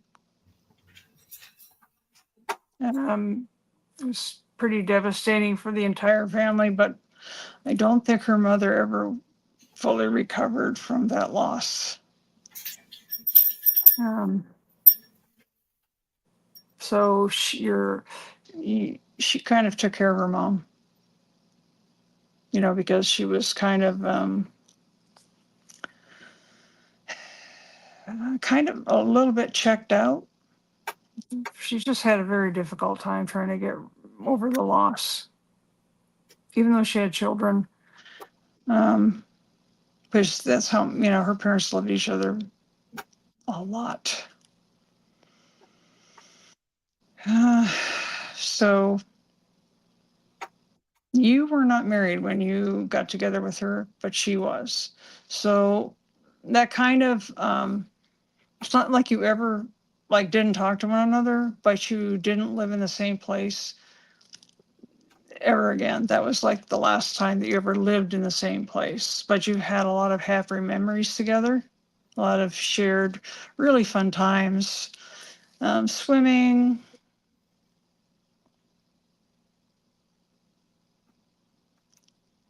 It's so interesting because I'm seeing surfboards. You learned how to surf. I see you surfing, Linda. Me? Yep. I don't Yeah. like swimming. I don't like swimming. I'm not fond. I like looking at water Mhm. and being on Right. the water, but I don't like swimming. I don't like being in the water. Right. But that could be contributed to a different time. I don't feel like you were afraid of the water. Neither one of you were. Spent a lot of happy times in the water. Um, Sonia says, thank you so much. My father in this time too was in Hawaii, Pearl Harbor. He was a fighter pilot in the Navy. Yes, I felt this before, as a matter of fact. You'd be surprised at similarities between us. Interesting. Yeah, that was tough to look at. Excuse me, because there's just so much loss. You lost her, she lost her dad, and her mother was never really the same. It kind of she kind of lost her. She lost her innocence. She lost her kind of like childlike way Wonder, of looking at life. Yeah. yeah. Yeah. Excitement, enthusiasm, wonder. Yeah. Yeah. So that's what I'm getting for you guys. Well, thank you very much, You're welcome. Pixie, and thank you, Heavenly Blessed Honey. That was pretty cool. Sorry, I should have got ready for this and done this before. That's all right. I'm trying to keep it brief because I don't know how many more we have to go. So, Well, I mean, I, listen, I can keep going that, till 10 o'clock tonight, but oh, okay. I hope we that helps. I we got. mean, I don't have any. Listen, I don't have a life. Okay, this is what I do. But we have to eat and do like body things, and so look after ourselves. And so yeah. that's my only concern, because in terms of time, I got it all, man. I got all the time there is, and okay. So next we have hypnicity. Thanks, Sonia. I mean, that was interesting for me too, because that's not something that ever occurred to. Well, it's not things that I look for. So yeah, I appreciate that. So, oh yeah, Hypnicity's birthday. She wants a message from her ancestors. Um, how about just from the records? Because Yeah. unless you tell me which ancestors, like I can't help. The questions have to be specific, okay? And if you just say birthday messages from your ancestors, well, here's one. We're so glad you survived. You did so much better than us, and thank goodness you don't have to work in the fields and or as a soldier. We're really happy about that. That's a generic message from any ancestor to anybody. They're all really happy with us, okay? Not, not that there's anything wrong with being a farmer, but man, life was really hard 300 years ago. And if you have peasant ancestry, as I do, I know my ancestors are real happy that I never had to, get up at dawn and go bust my butt in the fields. So ethnicity says her dad was in the Swiss Army. Hearing a song, and I don't know what it's related to. It's that song, Michel Maybell. Oh, right. Oh, Raymond, très bien le son. I don't know what it's related to. Hold on. Huh, interesting. Well, I got some birthday messages from your guides if you're interested. They're applauding in front of a birthday cake with an indeterminate amount of candles on top. It's just a big glow on the top. Okay, that's just a big glow, and there's no numbers, so you're safe. And they're really proud of the work you've been doing, particularly this past year. They're saying that it's been a lot of growth for you over the past year, and they want to acknowledge that and recognize that and tell you how proud they are of what you've done, of what you've accomplished, and that it will get easier. That the really, really hard part is pretty much over. There's a little bit, but not much. That the work will become easier for you. You've developed the muscles that you need to do it now, and so it's not as painful and difficult as it was when you began.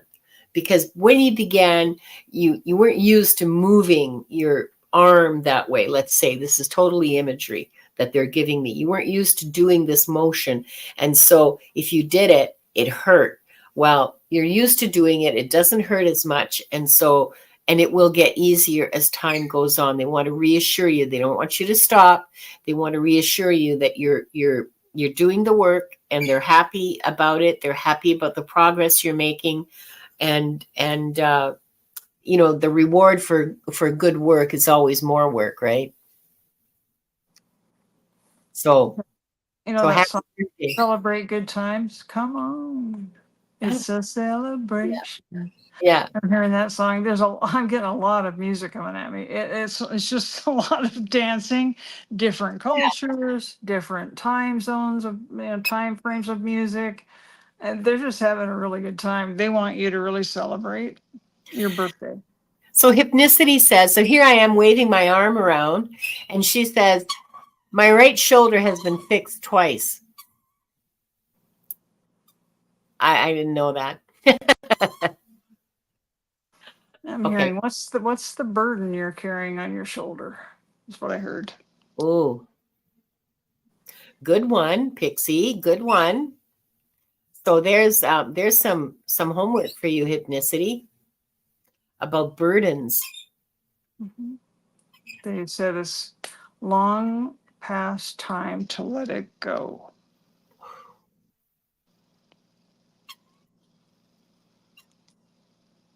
They just want you to visualize it being gone. She says the world, honey, not your job, not your baggage. Let it go. Let it go. I know. I watched Frozen a lot with my granddaughter.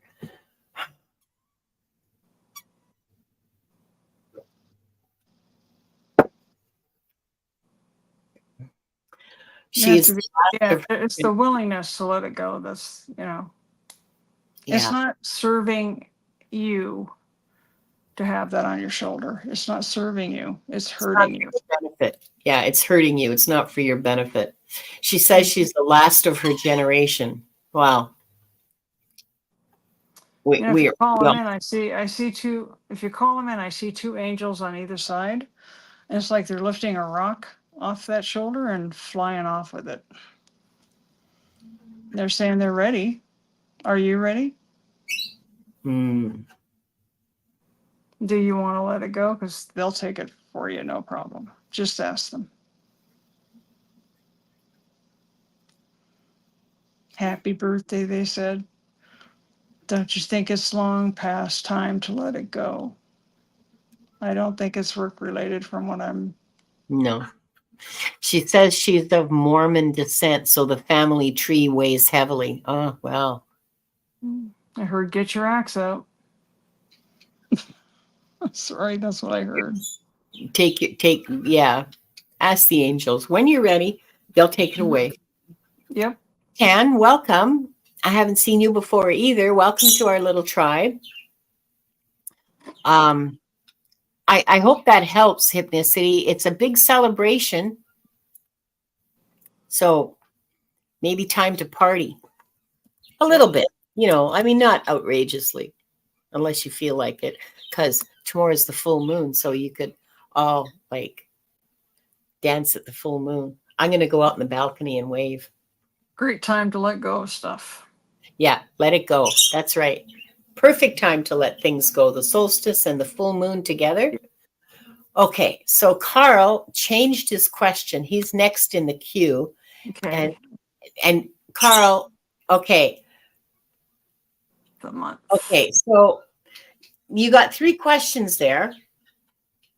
So I'm going to go back into the comments and ask you to pick one for us to read. And nobody's going to cry. I'm not going to cry for you, Carl. And I'm going to make sure Pixie doesn't too, because I'm going to poke. I don't have total control of it, Carl. We I don't, wish I did sometimes. yeah, we don't control. We don't really have a lot of control when When you're stuff. looking at very difficult, you can't see the movies that, at least that I'm seeing, Yeah, and they're not a movie you'd want to see in real life. yeah. Sometimes. Yeah, Pixie and I have similar experiences in the Akashic records. I know some people have a book and all the rest of it, but we see movies. Yeah. And we can turn down the sound. At least I can, to a certain degree. I can Yeah. turn it down. I can make them speak in a language I understand. Or at least I understand what it is they're saying to each other, whatever language it is they're speaking. I can smell, which is sometimes problematic. Yeah. Yeah. So yeah. And sometimes it gets physical, like you feel the weight on your chest, you feel the ache in the shoulder, you feel the something holding your hands, you get like strong kind of stuff like that. But anyway, okay, so his real dad Singh. Okay, that's a familiar name to me because there are many South Asian people living. I live in the middle of a very large community of South Asians. Fabulous food everywhere. We don't talk about this. Is he still alive and where? Wow. Is your mother still alive and why won't she talk about it? And also, is this information, like I'm just giving you some options here, okay? Like real world options. Is he named on your birth certificate? And if so, there must be like some way, like oh, right, you're not in the United States. I was going to say censuses and city directories and voters lists and so on and so forth that are available to track people and, getting death certificates and so on.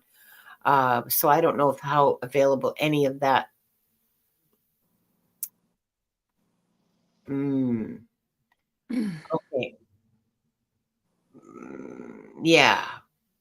Yeah, Harley, we see, for me, it's like I'm watching a movie on my tablet. It's like I'm looking at it right here and it's happening like a movie would. There's a border around it, and it's a movie. And I can bring it closer or move it further away or move it faster or slower.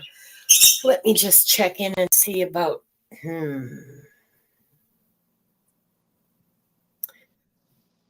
Bernard is your dad on your birth certificate, but he's not your biological father, right? Is that what you're saying? So Bernardo, who's your biological father? If that's what you're talking about, your real dad is your biological dad, right?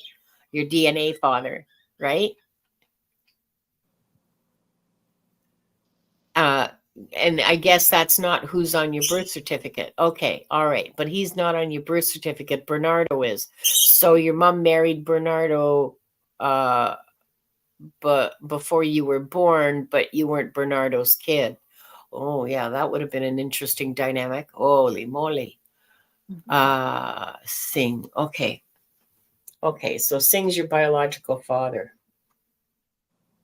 He's alive.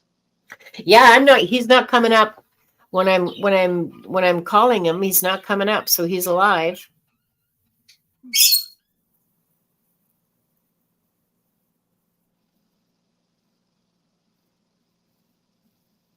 He's not well. I hear raspy breathing, and I feel like pain in my knees and in my shoulders. Oh, and a lot of pain in my hands. Um, they're almost immobile.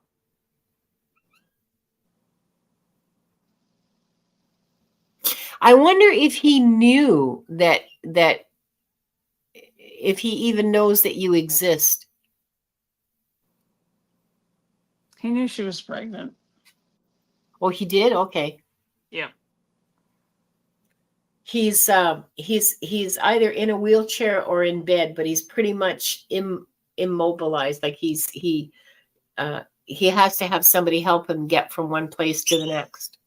So he's in some situation, either living with relatives or a wife and family, or I don't know. He's living somewhere where he has the help he needs because he is not able to move around hardly at all.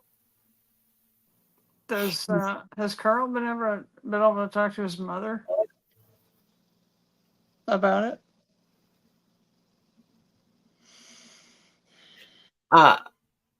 Carl, did you ever talk to your mother about it? What do you mean he did till you were in high school? He did what till you were in high school? I'm sorry, I've totally lost track. What did he do till you were in high school? Maybe kept in touch. I don't know. Oh, did he? Oh, okay. Oh, we talked, but not this. Oh, okay. You and your mother talked, but not about this. Yeah. Okay. It's a really Yeah, sensitive. it would be something really, especially if Bernardo doesn't know. Oh, he knew. Oh, okay. That's takes, not every guy would marry somebody who was already pregnant with someone else's child. Well, especially not, No. Oh, But he knew.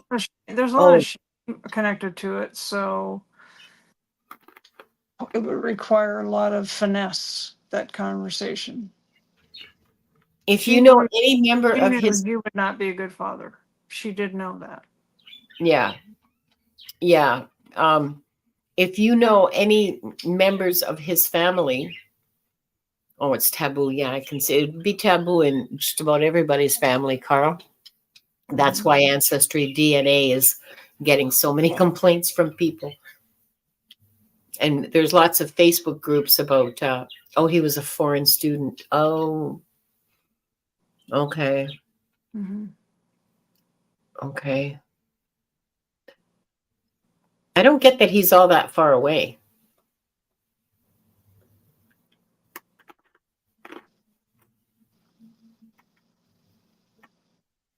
I don't think he left the country.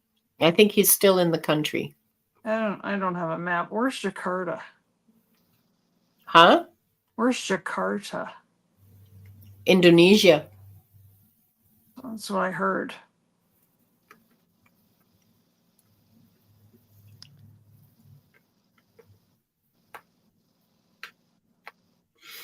So there's no family that you can reach.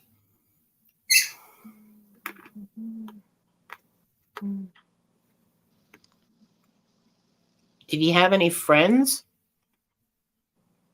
Roommates? Because I'm getting that the way to reach him is indirectly, like through other people. Why do I want to say he's a merchant seaman of some kind?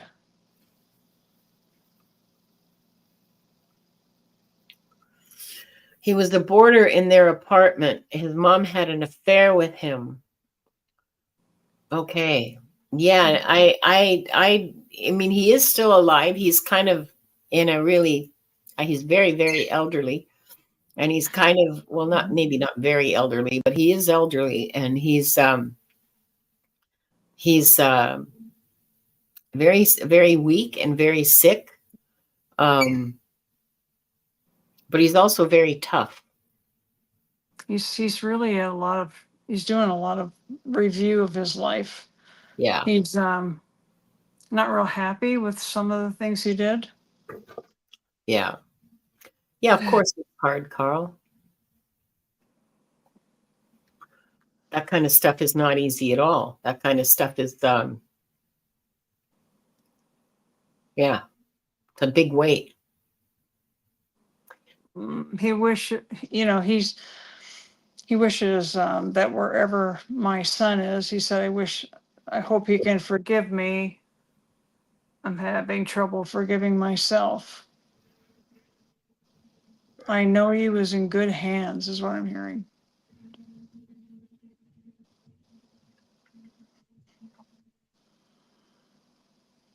Yeah, he would not have been a good parent. No. At all. You're this is not, I'm not saying this to comfort you or to make you feel any better, or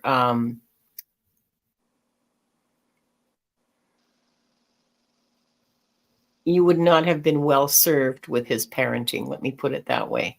No. He was a party guy.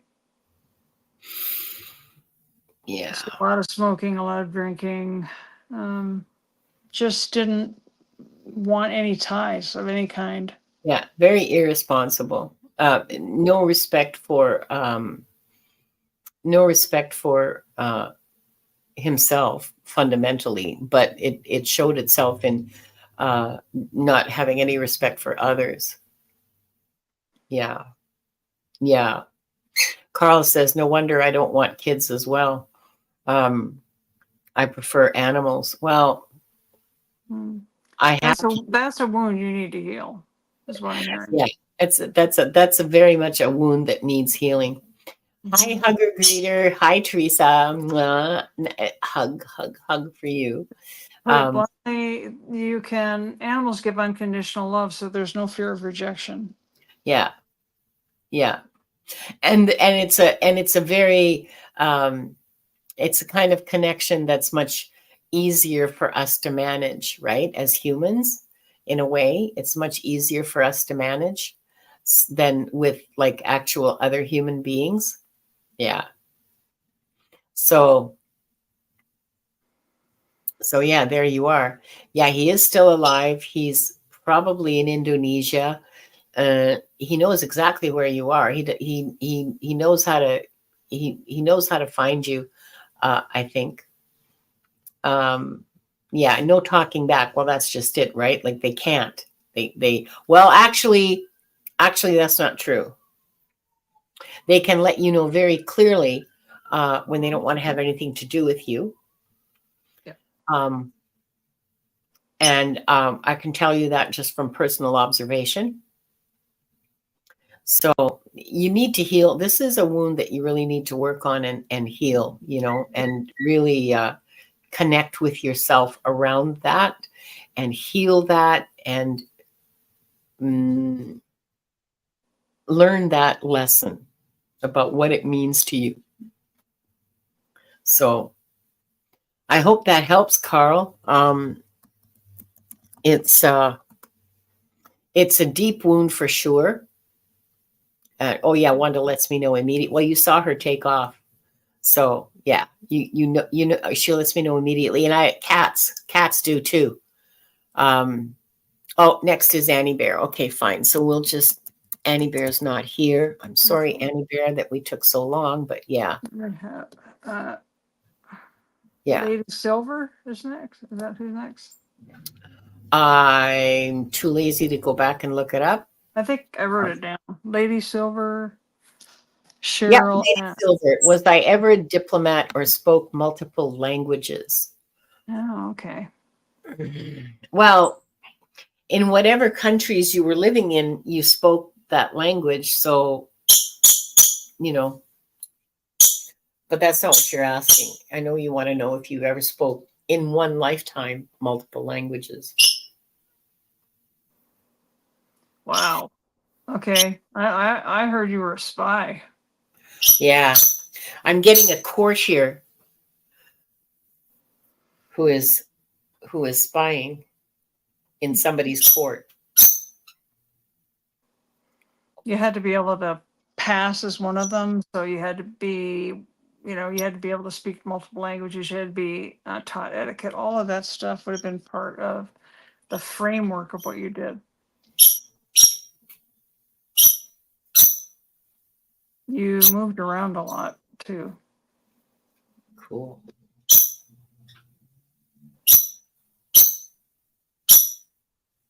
Now, wait a minute.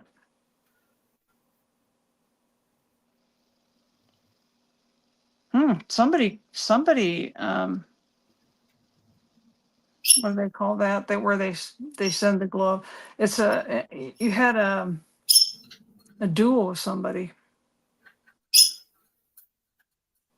I heard it was over a woman.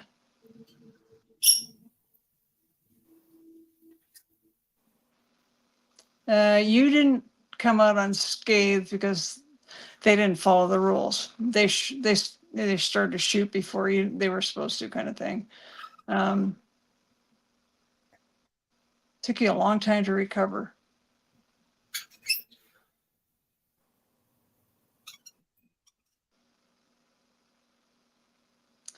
Yeah, because of what you did for like a living, quote unquote.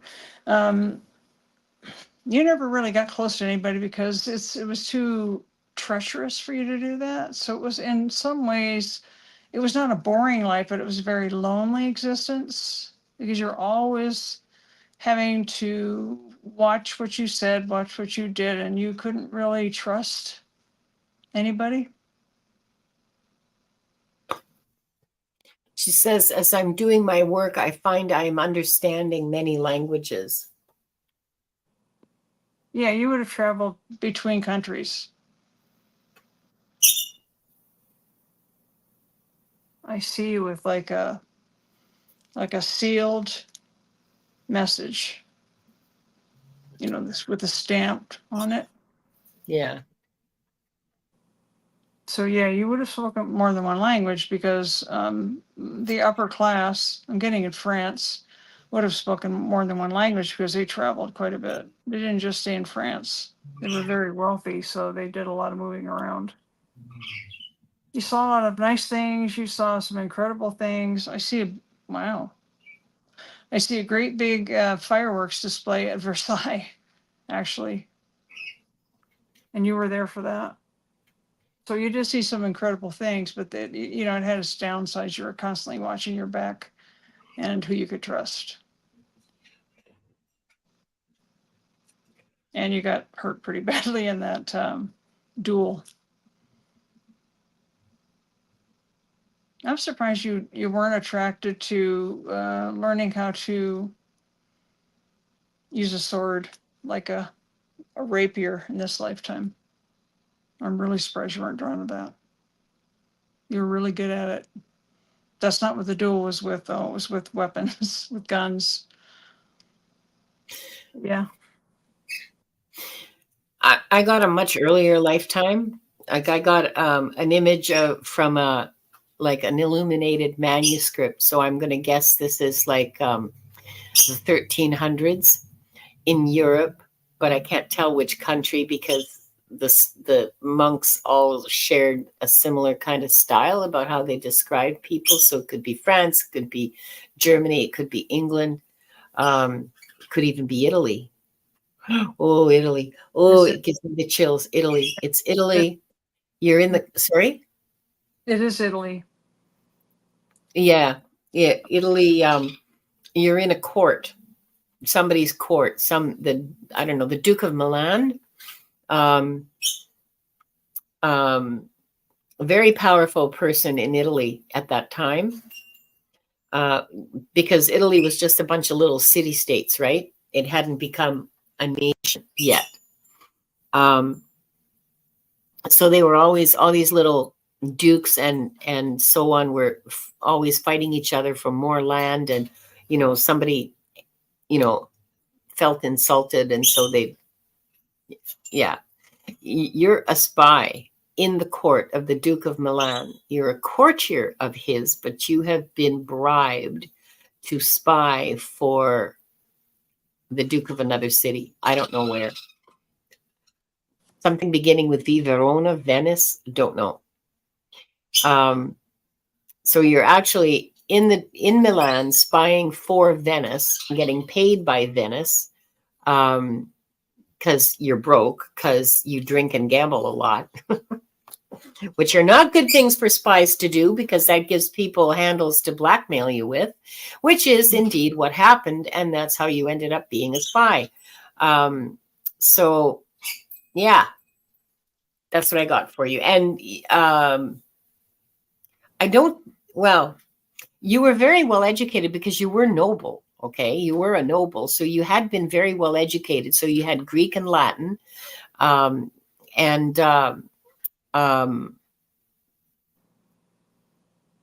French, and of course the Italian that was spoken at the court, like the high class Italian. Yeah, so there.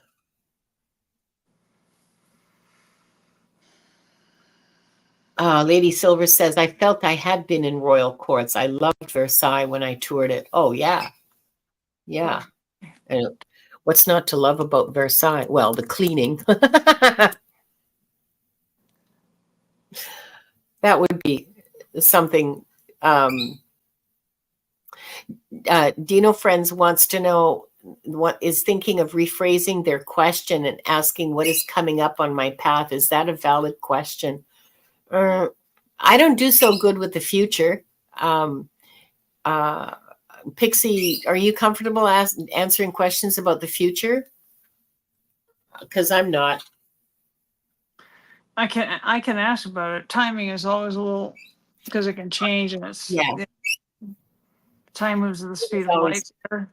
So, but probably would want it to be a little more narrowed down as far as, is there a specific area? I feel like it's related to work, but I could be wrong.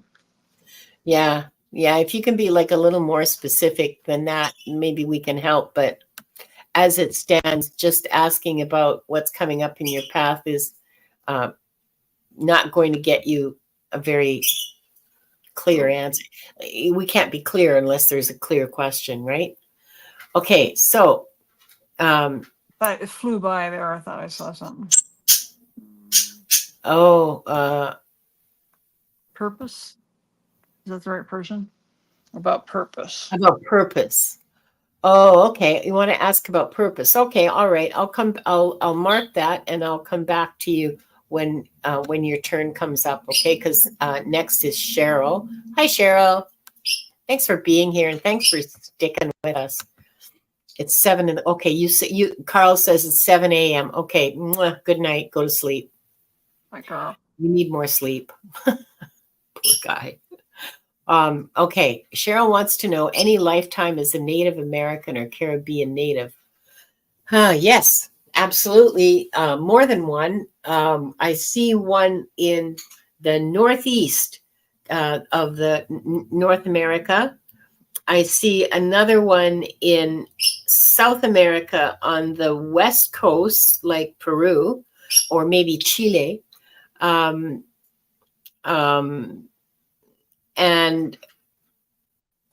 now they're bringing me over to like past Hawaii, you know, that little archipelago, Vanuatu, those Pacific islands. But I hear Vanuatu, which is like this tiny little postage stamp of an island.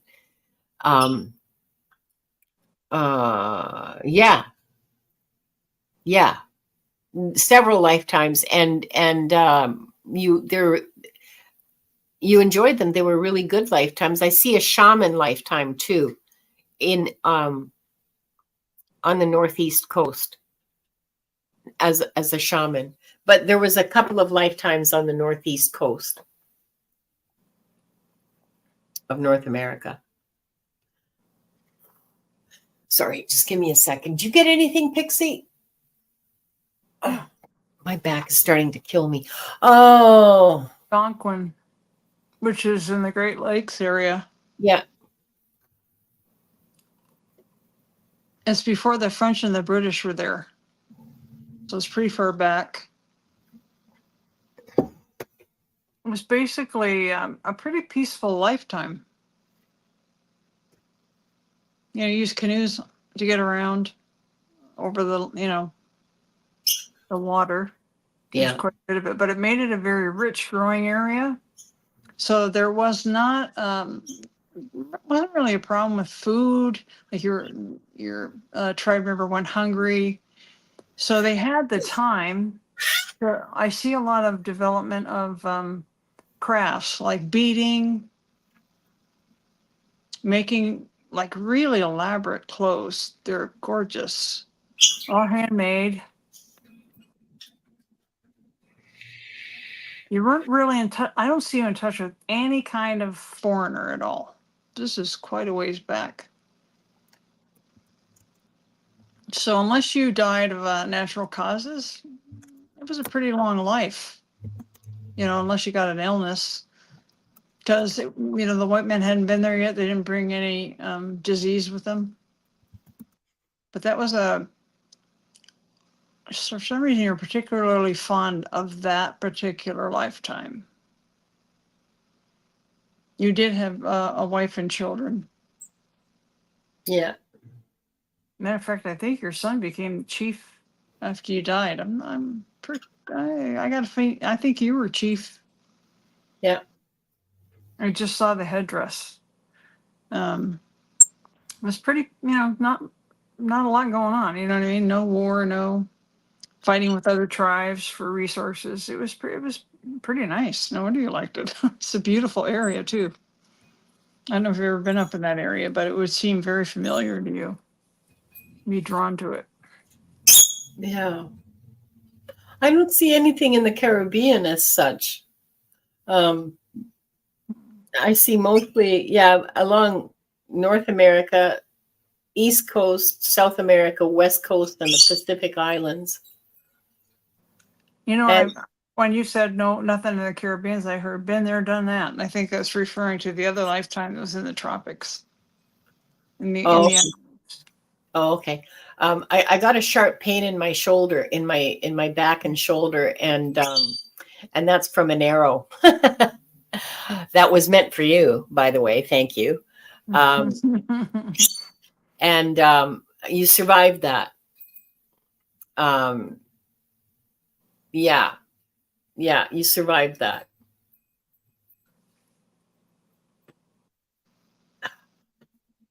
Okay, you can take it away now. I got the message and I passed it on. Take it away. All right. Thank you. Appreciate that. Yeah. Yeah, I think we're going to be we're going for yet another record. Oh God. Okay. for longest chat in the longest live well, at least in my history anyway. I hope that helps, Cheryl. I hope that answered questions that you had. And yeah, so next we have, hi Imelda, hi Amanda. Welcome to the tail end of, okay, so here's Dino Friends or Dino Friends. Okay. Am I on the right path? So, and they wanted to know about their purpose. Okay. Okay, so here's the words of wisdom for today, or some words of wisdom. Well, maybe it's not even, it's wisdom, okay? We are all on our paths, okay? If you are breathing, you are on your path. You may not be fulfilling your mission, or you will be fulfilling your mission, even though you may have to be dragged kicking and screaming to do it. You may have to be pushed into it, and really nagged. sorry, I meant that in a nice way. Into doing it, but yes, of course you're on the right path. You're breathing and you're typing and you're on the path. You're on your life path. Now, your purpose in life, every human being's purpose is to love and to find a way to serve. Part of your purpose, or part of your job, is finding your purpose. And how you find your purpose is, okay, so I think I'm supposed to be known. You're supposed to be what, like famous? I don't know. Let me just finish this, okay? We'll get into that. Part of your purpose is discovery, or part of your job is to discover your purpose for yourself.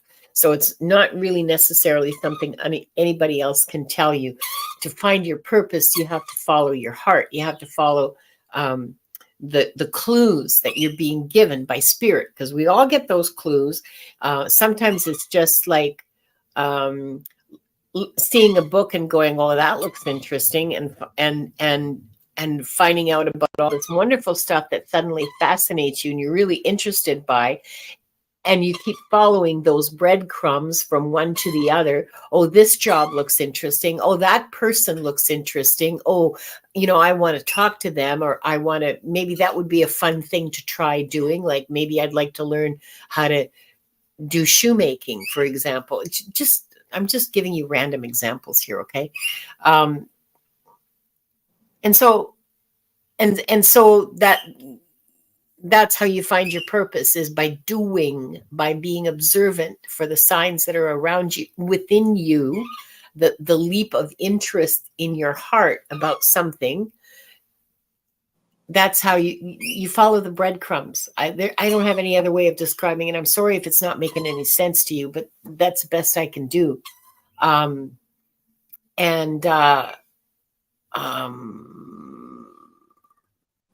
Yeah. So Dino says they're not fluent in English. Okay.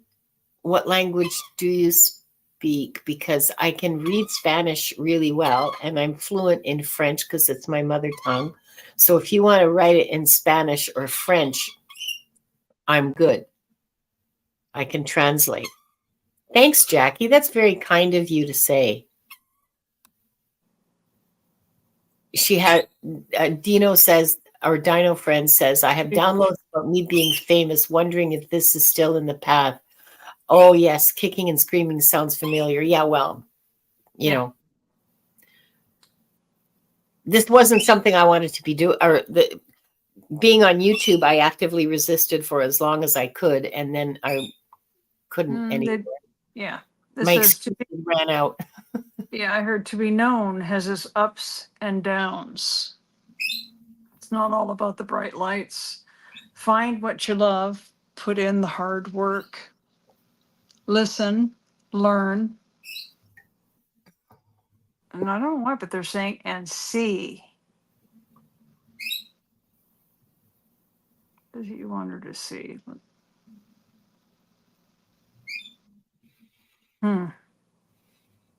I'm getting know yourself, know your heart. Yeah. I think there's a lot of, when we see famous people, we usually see that, the end of their hard work, like the culmination, which may take, it's nobody's ever famous overnight. It's very rare. So it could take 20 years, and they say, oh, but you've been famous, and they've been waiting, like working at their craft for 10 years, waiting to be famous. Yeah. Ask any actor. Yep. Or musician. So. Oh, you know what I heard? Never believe your own hype. That's weird. Came out of nowhere. That sounds like something Freddie Mercury would say. Yeah. Humbleness is rare among those of that breed. What I'm hearing, it's a weird way of putting it, but that's what I'm hearing. Humbleness is rare among those of that breed. It does. I mean, this is just knowledge, but it does that. But that attracts a lot of narcissism. Yeah. So, it's you. It's, if you're going to be famous, I always thought it would be better to be famous for your writing than be known for your face, because it limits what you can do. Severely limits it. You can't trust people around you. You don't know if they like you for you, or they like you for your money or your fame or the privilege that they get to be involved in because they happen to be your friend or whatever. So it comes with a lot of drawbacks, problems that most people don't think about. Yeah.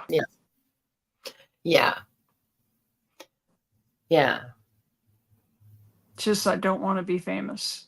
Good. That was probably a good thing. Yeah, that's probably a good thing. But whatever it is that you think is going to make you famous, if that's truly your purpose, then like if your true purpose is to be a writer, then don't stop doing that. Don't lose track of that being your purpose. Your purpose isn't to be famous. Your purpose is to write. Your purpose is to, I don't know, write music or write books or poetry or whatever. This is just an example. I mean, maybe you have another purpose entirely, or another route to fame entirely. I don't see no to fame, but I don't see a big yes to it either. There's a lot of variables, and so there's and the variables. Okay, so there's other people involved in this, whatever it is you're doing, and their free will. It's not just your free will of deciding you want to do this. It's their free will as well. And so there's way too many variables, and it's too far in the future for me to be able to give you any kind of yes or no answer. Right now, it's neither. It's not yes, it's not no. It's open. Yeah. You have to find what you love. Yeah.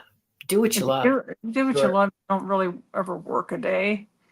He said, if it's the right thing, you'll get lost in it. You won't have any track of time. It's kind of like, it's hard to explain, but once you do it, then you understand what that means. Yeah.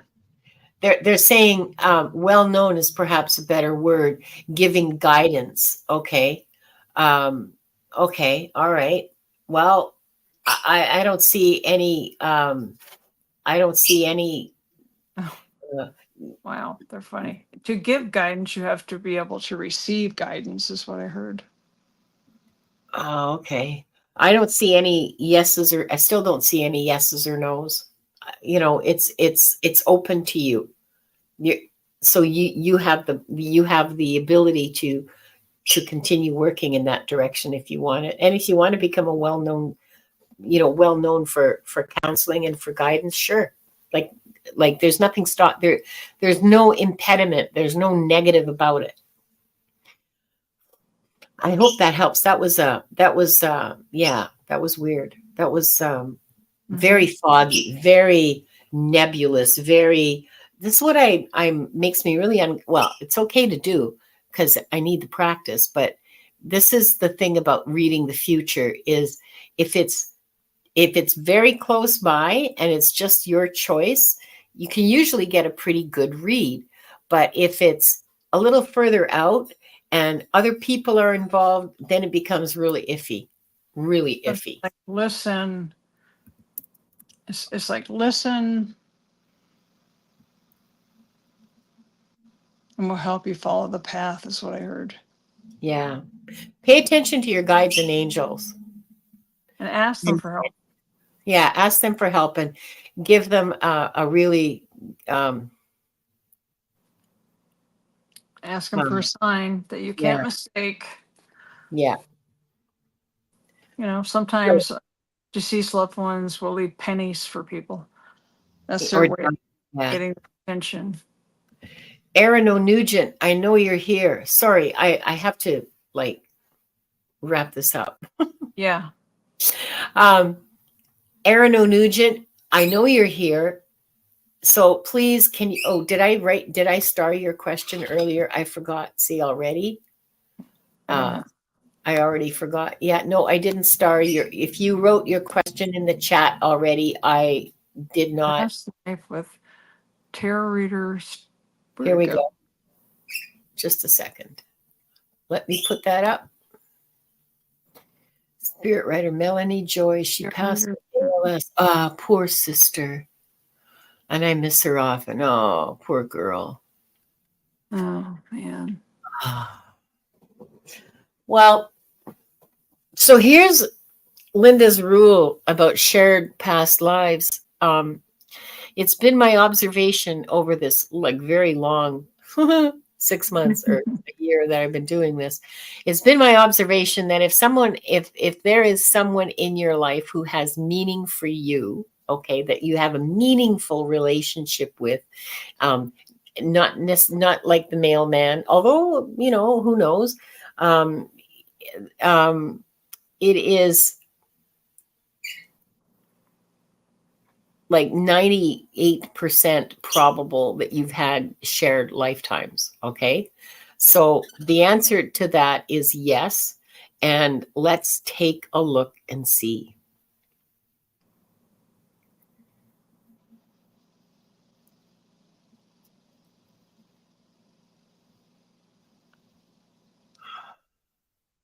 She was a cool and kooky person. Mhm. Okay.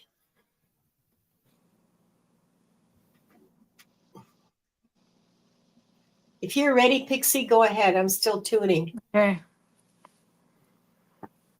Hmm. Mother, she's saying,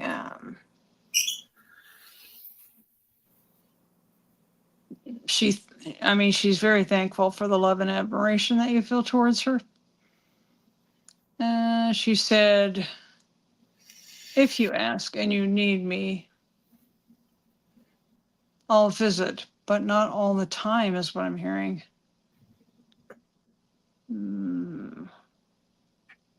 She wants you to develop your own personal style.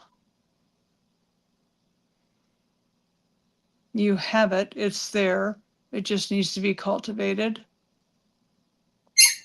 Doesn't happen overnight. Patience is what I'm hearing. Nothing ever happens overnight, damn it. Yeah, really.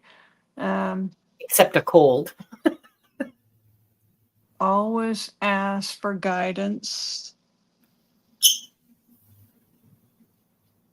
She feels like when she was here, she taught you that.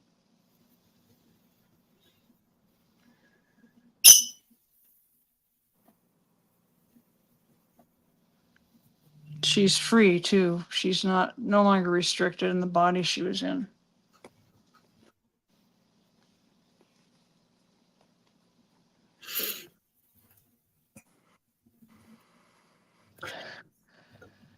So is that it? Go ahead. If I get anything else, I'll let you know. Okay. I got hits on the lifetime that you shared, on one lifetime, because I'm gathering that there were 3 or 4, at least. Okay.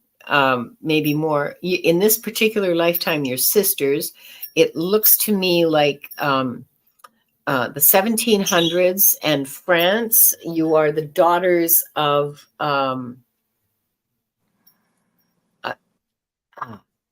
teacher of some kind. He had students coming to the house. Your sister ended up marrying one of them.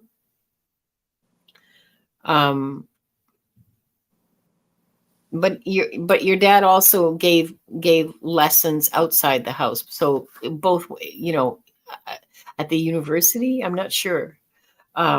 It's it's a fairly large. Well, it would have to be a fairly large city to support a university. But I'm not getting Paris. Another, I don't know, maybe Marseille, maybe Rouen. I don't know. People are dressed in fairly heavy clothing. So northern France, then.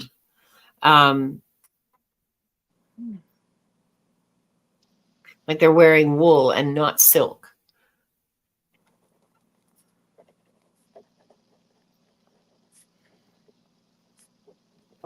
You're comfortably off. Your father earns enough income to support you well. You have a nice house. There are some servants, not a lot, but there's a cook and there's a couple of maids, and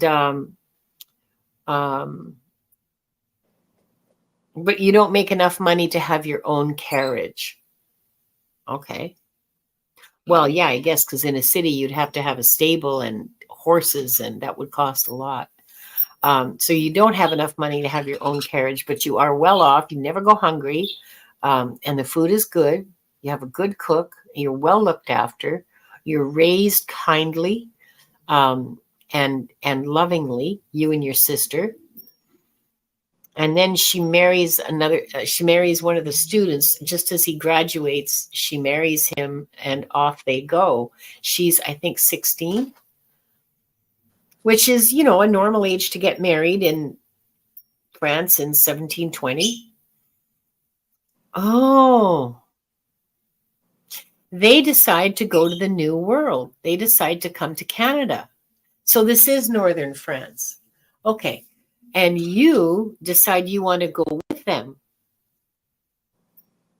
You are 14. Your parents don't want you to go. They want you to stay and marry a nice French boy and stay home because you're the only two children. They don't have any other children.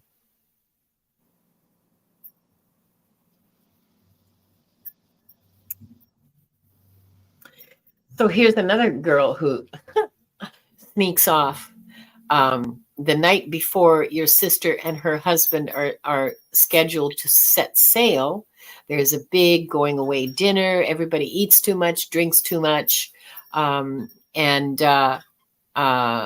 you just sort of quietly sit in the background and wait for your moment because you've packed your stuff. And what you do is you go to the ship and you wait for your sister. This is after everybody's gone to bed. You just, sneak out and go to the ship and wait for your sister and brother to board, and you go with them and you pay your own way because you have some jewelry and some money that have been given to you as gifts over the years, and that's how you pay your way to Canada, to New France. And you marry somebody within a year of arriving here. Yeah.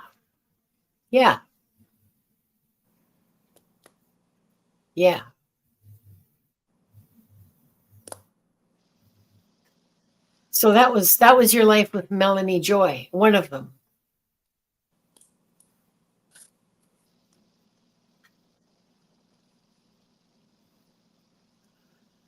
It's weird. I'm getting her like more from the other side than I am from a past lifetime, in that respect. Sorry? I'm getting You're getting a message from her, from a mediumship message. Yeah. And I was looking directly at the records. Yeah. Yeah. Yeah. Well, I was kind of waiting and I was like, okay. It says focus. On this lifetime, you brought the gifts you need with you. Check. Yeah. I start to read my handwriting when I'm channeling. Let's see. I know You what ever had that problem?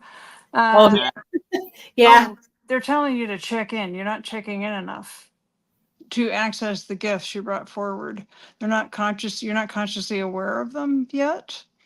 It's saying time is important. And then I heard focus, focus, focus. So that's your homework, Aaron. Yeah, Aaron, what Aaron says, not too shabby, sounds like an awesome life. Yeah, you had a very comfortable and secure and loving childhood. And when you went, but it all changed when you came to Canada because you worked like a dog the rest of your life. I mean, you had land, you married a man with land, but the two of you had to work it, and break and clear it. Which is like really hard work. And don't forget 1720s. I don't think there's dynamite yet, because what I'm seeing is like chains around a stump and big honking oxen pulling the stump out. So yeah, that was hard work. That took a while. But by the end of your life, which you were in your 60s, which is a good age, for that era. Your land was cleared. It was a prosperous farm. You had I see 6 or 8 children around you, but there were others who died in infancy. And you created a really nice home and a really nice life for them. So yeah. And yeah, those hidden gifts,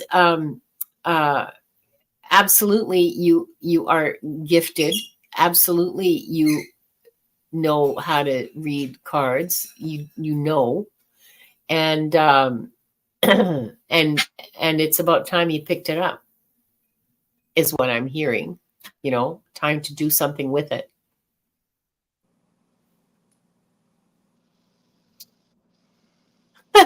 Aaron says, I'm weaning right now and pretending not to enjoy it. Oh, weaning's such hard work. Oh, I hate it. Yeah. Yeah, I like playing. I like being in the dirt too. Oh, and we just beat the record 4-4 at 2 hours and 40 minutes. Good Lord. Yeah. Thanks, Pixie. This has been an adventure. Yeah. I mean, that's for me the issue is I'm not looking at the clock all the time because I'm trying to focus on what it is I'm doing. Yeah, no, this is from the chat. Somebody just notified me because I'm not watching the clock either, and there's still 25 people watching. Oh my God, you guys are heroes. You guys are heroes. Thank you. Please don't forget about Liz in Oz GoFundMe and let's pull together and help her out.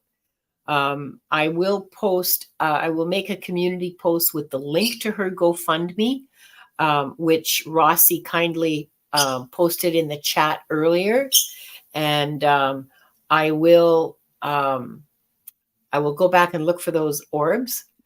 And what else? What other thing did I commit to making? This is like a business meeting. Okay, this is my takeaway. This is what I'm committing to do. Thank you guys all so much. And thank you very much.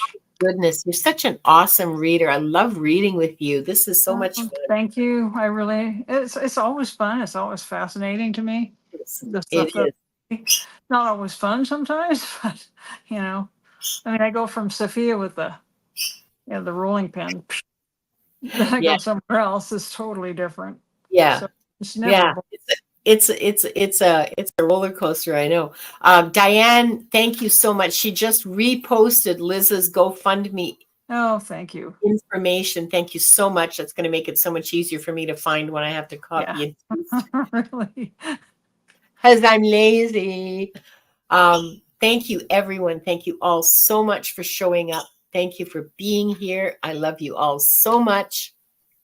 Thank you. And before I forget, closing prayer. Gotta close. Yep.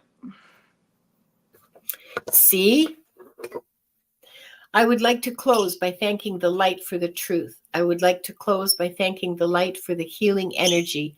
And I would like to close by thanking the light for the guidance and compassion towards our soul's purpose. And with this, we lock the records of this group. The records are now closed. Thank you. Thanks, everybody. Thank you all so much. I keep, moments like this, I keep wanting to say, go in peace, my children. It's the recovering Catholic in me. Love you all. Here. Wonderful. Love you. Bye-bye, everyone. Bye, everybody.